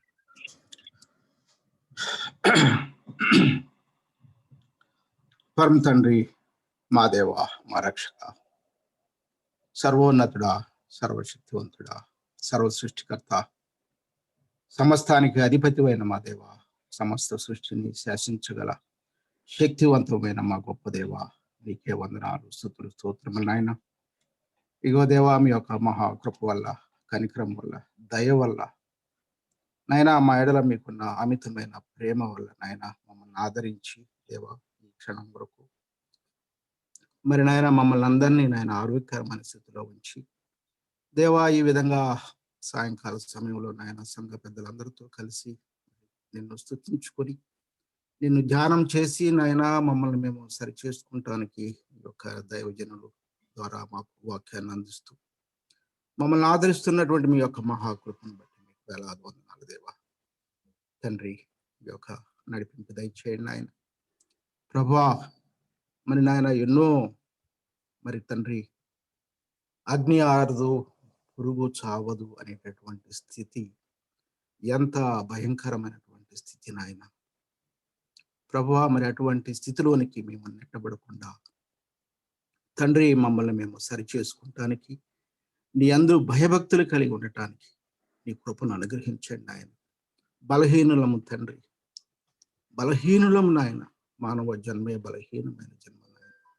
మీ అందు నాయన విశ్వాసం ఉన్నప్పటికీ నాయన రకరకాల శోధనలు, రకరకాల పరిస్థితులకు ఊరికి నేను లొంగిపోయేటటువంటి జీవితాలు తండ్రి మాకు కనికరించి నాయన బలపరచండి. మీ యొక్క కృప మాతో ఉంచి నాయన అటువంటి సమయాల్లో కూడా నాయన తండ్రి అని నీ వంక చూసి నీ యొక్క సహాయం కొరకు వేడుకునేటటువంటి ఆ ఆలోచనలు మా మనసులో పుట్టించి నీకిష్టమైన బిడ్డలుగా ఉంటూ నాయన నీ కృపలకు పాత్రలయ్యే ధన్యత మాకందరికీ నాయన, మా సంఘంలో ఉన్న కుటుంబాలందరికీ, వ్యక్తిగతంగా మా మా కుటుంబాలకు దయచేసి మమ్మల్ని ఆదరించమని వేడుకుంటున్నాం తండ్రి. ముఖ్యంగా నాయన నీ అందు భయభక్తులు కలిగి ఉండేటటువంటి మనస్సును నాయన, భయభక్తులు కలిగి ఉండేటటువంటి విశ్వాసాన్ని నాయన, ఆ భయాన్ని మా మనసులో నింపుకొని నా ప్రభు మా జీవితంలో అడుగులేస్తూ ముందుకెళ్ళడానికి సహాయం చేయండి. ఎందుకంటే నాయన, ఇదిగో నాయన, నీ యందు భయభక్తులు గలవారి ఎడల భూమి కంటే ఆకాశం ఎంత ఉన్నతముగా ఉన్నదో, నీ యందు భయభక్తులు గలవారి ఎడల నీ కృప అంత అధికంగా ఉన్నదని మేము చూస్తున్నాం తండ్రి. ఆ ధన్యత మాకు దయచేయి నాయన. ప్రభా, నీ యందు భయభక్తులు కలిగి ఉండేటటువంటి మనసులు నాయన మాకిచ్చి మమ్మల్ని ఆదరించండి. ఇదిగో తండ్రి, అందులో భాగంగానే నా ప్రభా, ఇది మీ యొక్క ఏర్పాటుని మేము తలుస్తున్నాం తండ్రి. మా సంఘ గురువులు మా అయ్యగారితో నాయన డైలీ మా నాయన మాతో మాట్లాడిస్తూ హెచ్చరిస్తూ రానున్న ప్రమాదాలను నాయన, ఇదిగో నాయన, మరి దూతలు ఒక్కొక్క బోర బోధగా ఒక్కొక్క స్థితి ఎంత భయంకరంగా ఉందో మమ్మల్ని హెచ్చరిస్తూ నీ యందు భయభక్తులు ఇంకా పెంచుకొని మా జీవితాలను సాగించడానికి నాయన మీరు ఏర్పాటు చేసినటువంటి యొక్క ప్రార్థనా కార్యక్రమాన్ని బట్టి మీకు వందనాలు కనికరించండి దేవా. మా కుటుంబాలు నాయన ఈ యొక్క అనారోగ్యకరమైన దినాల్లో ప్రభు ఎన్నో ఇబ్బందులకు గురి కాబడిన కుటుంబాలు తండ్రి, బంధువులను కోల్పోయిన వారు అనేక మంది నాయన, ఆర్థికంగా అస్తవ్యస్తమైనటువంటి స్థితిలో ఉన్నారు తండ్రి. విద్యార్థి జీవితాలు అగమ్యగోచరంగా ఉన్నటువంటి పరిస్థితి నాయన, ఎప్పటికి తేరుకుంటామో తెలియనటువంటి స్థితి, వ్యాపారాలు నష్టపోయిన స్థితులు నాయన, మరి ఉద్యోగాల కోసం ఎదురు చూస్తున్న వారి పరిస్థితి, దిక్కుతోచని స్థితి నా దేవా నాయన, మీరున్నారనే నమ్మకంతో ప్రభు ఏదో ఒక మార్గము మాకు చూపిస్తారనే విశ్వాసంతో నాయన నేను వేడుకుంటూ, తల్లిదండ్రులు బిడ్డల కొరకు నాయన, బిడ్డలు వారి జీవితాల కొరకు నాయన నీ వంక చూస్తూ విశ్వాసంతో నేను వేడుకుంటూ బలాన్ని పొందుకొని నడవటానికి మీ కృపను అనుగ్రహించమని ప్రతి బిడ్డను మీ చేతికి అప్పచెప్పుకుంటున్నాను తండ్రి. కనికరించున్నాయి రానున్న దినాల్లో ప్రభు మిగిలిన మేమైనా నాయన, మరి ఎటువంటి అనారోగ్యాలకు గురి కాపాడకుండా ప్రభువా, ఎటువంటి వైరస్లు కానీ మరి ఎటువంటి ఇబ్బందులకు మా యొక్క శరీరాలను తాకకుండా మీరే మాకు రక్షణ అనుగ్రహించండి. మా గృహాల్లో మీ వెలుగు నింపి నాయన, మా తోటి వారికి నాయన మీ యొక్క ప్రేమను పెంచే బిడ్డలుగా నా ప్రభువు నీ యొక్క ఆజ్ఞలను గైకునేటటువంటి భయభక్తులు కలిగి నీ ఆజ్ఞలకు లోబడి జీవించే భాగ్యాన్ని మాకు అందరికీ దయచేసి మమ్మల్ని కనికరించమని దేవా మా సంఘాన్ని అందరికీ నాయన మరి మీ చేతులకు అప్పచెప్పుకుంటూ మీ యొక్క కృపాశీర్వాదాలతో నిండుగా నాయన మమ్మల్ని ఆదరించమని, నా ప్రభువు ఎందుకు పనికిరానటువంటి దేవా ఎంతో ఇదిలో ఉన్నటువంటి నాకు కూడా ప్రభువా మరి నాయన ఎంతో మంది జ్ఞానవంతులైనటువంటి మా సంఘ సభ్యులు పెద్దలు ఉన్నటువంటి స్థితులు ప్రార్థన చేయటానికి నా ప్రభువా నాకు ఇచ్చిన ఈ ధన్యతను బట్టి కూడా మీకు స్తుతులు చెల్లించుకుంటూ మీ కృపా కనికరములు నడిపింపు సదా మా జీవితాలకు ఇచ్చి మా కుటుంబాలకు ఇచ్చి మమ్మల్ని ఆదరించమని, మా సంఘాన్ని ఆదరించమని మా రక్షకుడైన క్రీస్తు నామమున వేడుకుంటున్నాను తండ్రి. ఆమేన్. కిషోరయ్య గారు ప్రార్థన చేస్తారు, ముగించుకుందాం. ప్రార్థన. ప్రేమగల మా తండ్రి, కృపగల మా ప్రభా, నీకు స్తోత్రం వందనాలు తెలియజేస్తున్నాం ఆయన. గొప్ప దేవుడు వందనాలు నాయన. మమ్మల్ని ప్రభా ఈ రీతిగా ప్రేమించిన ఆయన, మీరు మాకు ఇచ్చినటువంటి ఈ అవకాశం కొరకు వందనాలు నాయన. దైవజనుల చేతనైనా ప్రభా ప్రకటన గ్రంథము 9వ అధ్యాయాన్ని ప్రభా మీరు మాకు తండ్రి కళ్ళకు కట్టినట్టుగా ప్రభా మీరు విశుద్ధపరిచిన నీ స్తుతులు, ఇప్పటి వరకు ప్రార్థన చేసినటువంటి బిడ్డల కొరకు నీ స్తుతులు తెలియజేస్తున్నాము నాయన. వారిలో ఉన్నటువంటి ప్రతి ఆలోచనను ప్రభా, వారిలో ఉన్నటువంటి ప్రతి బాధను ప్రభా విస్తరించి ప్రభా నీ పాద సన్నిధిలో పెట్టినటువంటి ప్రభా బిడ్డల కొరకు నీ స్తుతులు తెలియజేస్తున్నాం ప్రభా. మా కొరకు కాదు కానీ నాయన ప్రభా, మా సంఘంలో ఉన్న బిడ్డల కొరకు, అలాగే నాయన మా దేశం కొరకు, మా రాష్ట్రం కొరకు, అలాగే దేవా మా పట్టణం కొరకు ప్రభా వారందరూ కూడా ప్రభా ఇప్పటి వరకు ప్రార్థన చేసి ఉన్నారు నాయన. స్తోత్రం ప్రభా, నీకు వందనాలు నాయన. ప్రభా మీరు 9వ అధ్యాయంలో నాయన మీరు మాకు తెలియజేసినటువంటి ప్రభా మానవాతీత శక్తుల వలన భూలోకమునకు కలుగు తీర్పును ప్రభా దైవజనుల చేత వివరించి ఉన్నారు నాయన. స్తోత్రం. అవిధేయత వలన ప్రభా దూతలు తండ్రి పతనము చెందినట్లుగా ప్రభా వారు తెలియజేసి ఉన్నారు నాయన. పాతాళము అగాధముకు నెట్టివేయబడ్డారని ప్రభా మీరు తెలియజేస్తున్నారు నాయన. స్తోత్రం. వారి మీద నాయన మీ ఆత్మను కుమ్మరించిన ఆయన ఎంతో జ్ఞానయుక్తమైనటువంటి మర్మములను ప్రభా మాకు తెలియజేస్తున్నారు. మీ స్థితులు తెలియజేస్తున్నాం నాయన. ప్రభా అగాధ స్థలము, పతనము చెందిన దూతలు శిక్షించబడు స్థలము అని వారు చెబుతున్నారు నాయన. దేవా పాముల ద్వారా, తేళ్ల ద్వారా, మిడతల ద్వారా, ఇంకా ఎన్నో రకాలైనటువంటి వాటి ద్వారా తండ్రి శిక్షను పంపించిన ఆయన దేవా మనుషులకు తప్ప గడ్డికి గాని దేనికి భూమి మీద ఉన్నటువంటి దానికి ఎటువంటి నష్టము కలగకుండా హాని కలగకుండా ఉండాలని మీరు ఆజ్ఞ ఇచ్చిన్నారు నాయన. మేము మారుతామని ప్రజలు మారాలని మీ ఉద్దేశమై ఉన్నది నాయన. ఆయనను గ్రహింపకుండా నాయన విగ్రహారాధన చేసేవారు విగ్రహారాధన ఈ రోజుల్లో కూడా నాయన మరి తండ్రి అటువలే ఉన్నట్టుగా అది నిజముగా ఉన్నట్లుగా తెలియపరుస్తున్నది నాయన. కరోనాతో బాధపడుతున్న కుటుంబాలు, అల్లాడిపోతున్న కుటుంబాలు ఎన్నో ఉన్నాయి నాయన. ఎన్నో విధాలుగా తండ్రి నష్టపోయి నాయన కకావికలమైన ఆయన ఎన్నో కుటుంబాలు ఎంతో దూరంగా తండ్రి నెట్టివేయబడి ఉన్నారు నాయన. దేవానికి స్తోత్రం. అయినను మారడం లేదు నాయన. చాలా మందిలో ఇంకా తండ్రి ఏమవుతుందిలే అనే భావం మరి తొక్కిసలాడుతుంది నాయన. కనీసం నాయన మర్యాద కూడా లేకుండా నాయన మనుషులను సైతము తండ్రి దూరం పెడుతూ నాయన ఎవరి పనుల్లో వారే తండ్రి నిమగ్నమైన ఆయన సంపాదన కొరకు నాయన ఒక భారతదేశంలోనే తండ్రి ఈ కరోనా వల్ల వ్యాపారం చేసినటువంటి బిడ్డలు ఉన్నారని తెలియజేస్తూ ఉన్నారు నాయన. స్తోత్రం. దేవా మా దేశాన్ని రక్షించండి నాయన. మమ్మల్ని కాపాడండి నాయన. మా మనసులను మార్చండి నాయన. మహాశ్రమ దినములు చూడకుండా నాయన మీరు మాకు ముందుగానే తెలియజేస్తున్నారు నాయన. మేము మా సంఘము కూడా నాయన మేము మా ప్రయత్నము క్రైస్తవులుగా మేము ఏమి చేయాలో తండ్రి నీ వాక్యాన్ని నీ మేము ఎలా ప్రచురపరచాలో మీ సాక్షి బిడ్డలుగా మేము ఎలా బ్రతకాలో మాకు నేర్పించండి ఆయన. ఇంకా కళ్ళు మూసుకొని మేము ఉండకుండా నాయన మా వంతు కర్తవ్యాన్ని మేము నిర్వర్తించే కృపను మంచి మనసును దయచేయండి నాయన. దేవా మా మీద ఎంతో భారము పెట్టి ఉన్నారు నాయన. క్రైస్తవులుగా తండ్రి మీరు మా వైపు చూస్తూ ఉన్నారు నాయన. ఎవరెవరు ఏ పనులు చేస్తున్నారో మీరు గమనిస్తున్నారని నమ్ముతున్నాం నాయన. దేవా మా మీద మీ ఆత్మను కుమ్మరించండి నాయన. మా సంఘాలను దీవించండి. మా సంఘంలో ఉన్న ప్రతి ఒక్క బిడ్డ కూడా ప్రభా ఒక సాక్షి బిడ్డగా ప్రభా నిలబడటానికి నీ కృపను దయచేయండి ఆయన. నీ స్తోత్రం నాయన. ఇటువంటి భక్తులు ప్రభా ఎంతో మంది ప్రభా మరి తండ్రి, ఎంతో మంది ప్రభా నీ వాక్యాన్ని ప్రభా ఎంతో అద్భుతంగా తండ్రి మీరు ప్రభా వారికి ఇచ్చినటువంటి ఆ ప్రభా దైవ వాక్కును ప్రభా వారు తండ్రి మరి మాకు పంచి పెడుతూ ఉండగా నాయన దాన్ని మేము పొందుకొని దాన్ని విడిచిపెట్టకుండా నాయన దాన్ని మా జీవితాల్లో అవలంబించిన ఆయన దాన్ని సక్రమంగా తండ్రి దాన్ని నిర్వర్తించు మనసును దయచేయండి అని స్తోత్రం. ప్రతి ఒక్క బిడ్డను దీవించి ఆశీర్వదించండి. కుటుంబాలను దీవించండి దేవా. మేము తండ్రి మరి మొట్టమొదటి కరోనా 2వ వేవ్ లో ఉన్నప్పుడు మొట్టమొదటి రోజుల్లో మేము ఎంతటి భయానక పరిస్థితులను అనుభవించాము తండ్రి. అటువంటి భయానక పరిస్థితులను ప్రభా మీరు తండ్రి ఇప్పుడు ఈ వాక్యం ద్వారా తండ్రి ఇవి రాబోతున్నాయి అని మీరు తెలియజేస్తూ ఉన్నారు నాయన. వాటిలో ఉన్నటువంటి భయాన్ని ప్రభా మేము పోగొట్టుకున్నాం నాయన. ఇప్పుడు కాస్త ప్రభా తగ్గిందని ప్రభా మేము తండ్రి విరమిస్తున్నామేమో, మమ్మల్ని క్షమించండి నాయన. దేవా మరొక వేవు ఏ వేవ్ వచ్చినా సిద్ధముగా ప్రభా మేము ఉండటానికి ప్రభా మా ఆత్మలను ప్రభా మేము రక్షించుకొని నాయన నీకు ప్రభా మేము సాక్షి బిడ్డలుగా తండ్రి ఎంతో మందికి ప్రభా దీవెనకరముగాను ఆశీర్వాదకరముగాను మేము మా ప్రార్థనలు ఉండటానికి సహాయం చేయండి ఆయన. ప్రభా మొట్టమొదటి రోజుల్లో తండ్రి మేము అందరము మొదలు పెట్టినప్పుడు నాయన ఎంతో ప్రభా నిగూఢమైన అగాధమైన పరిస్థితుల్లో మేము మొదలు పెట్టారు నాయన అయ్యగారు నాయన. అప్పటి నుంచి నేను ఎంతో మందికి విడుదల కలుగు చేసినందుకు నీ స్తుతులు నాయన, నీకు వందనాలు ప్రభా. మా ప్రార్థనలు తండ్రి ప్రతి ఒక్క ప్రార్థనలు ప్రభా మరి తండ్రి మీ పాద సన్నిధిలో చేర్చుకునే ప్రభా మా బిడ్డలందరినీ ప్రభా రక్షించినందుకు నీ స్తుతులు నాయన. సంపూర్ణమైనటువంటి శక్తిని వారికి ఇంకా ఇవ్వండి నాయన దేవా నీ స్తోత్రం. ప్రతి ఒక్క బిడ్డను దీవించండి. ప్రతి ఒక్క బిడ్డతో మీరు మాట్లాడండి నాయన.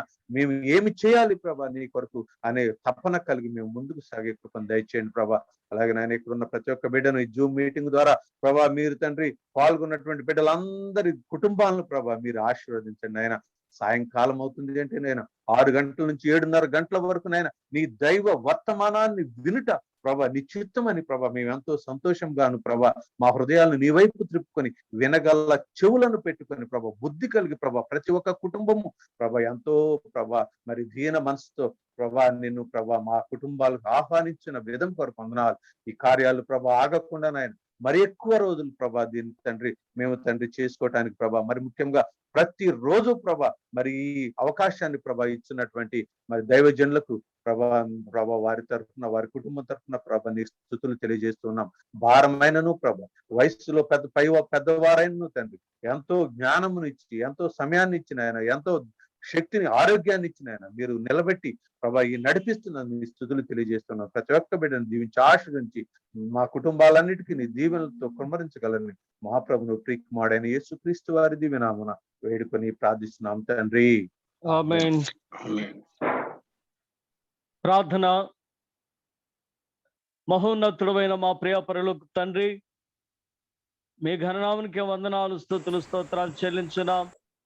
ఈ సమయం ముందు మీ పాద సన్నిధిలో చేరి మిమ్మల్ని స్తుతించినటువంటి మేము ఇదిగో నాయన ఈ రాత్రి వేళ మరొకసారి నీ బిడ్డలు చేసిన ప్రార్థన విజ్ఞాపనలు మీకు అప్పగించుకుంటూ మా అందరిని మీరు దీవించమని నాయన రేపటి శ్రాంతి దినం కొరకు మమ్మల్ని ఆయత్తపరచమని రేపు ఉదయ కాలంలో ప్రభు మరలా ఆన్లైన్ మేము కలుసుకుని పర్యంతం కావాల్సిన దీవులు ఇచ్చి ఆయన కొనసాగు మా విశ్వాసయాత్రలు మా ముందున్నటువంటి 22వ అధ్యాయం వరకు కూడా మేము ధ్యానం చేసేటువంటి శక్తిని నడిపింపును మా కొరకు దయచేయమని ఈ వాక్యం వింటున్న ప్రతి ఒక్కరిని మీరు దీవించి ఆశ్రయించి బలపరచుమని యేసు నామమున వేడుకొంచున్నాం పరమ తండ్రి. ఆమేన్. పరలోకమందున మా తండ్రి నామం పరిశుద్ధపరచబడును గాక, నీ రాజ్యం వచ్చును గాక, నీ చిత్తం పరలోకమందు నెరవేర్చినట్లు భూమి మీద నెరవేరును గాక. మా యందు ఆహారం దయచేయము, మా యందు అపరాధం చేసిన వారిని క్షమించిన ప్రకారం మా అపరాధం క్షమించుము, మమ్మల్ని శోధనలోనికి తేక దుష్టుని తప్పించుము. రాజ్యమును శక్తియు మహిమయు నిరంతరం నీవే ఉన్నవి. మన ప్రభువైన యేసుక్రీస్తు కృపయు తండ్రి అయిన దేవుని ప్రేమయు పరిశుద్ధాత్మ అన్యోన్య సహవాసం మనకందరికీ తోడై ఆశీర్వదించును గాక. ఆమేన్. వందనాలండి. వందనాలు. అమ్మగారు వస్తారు. ఫ్లోరా అయ్యగారు వందనాలు. అయ్యగారండి వందనాలు. అమ్మగారు వందనాలు.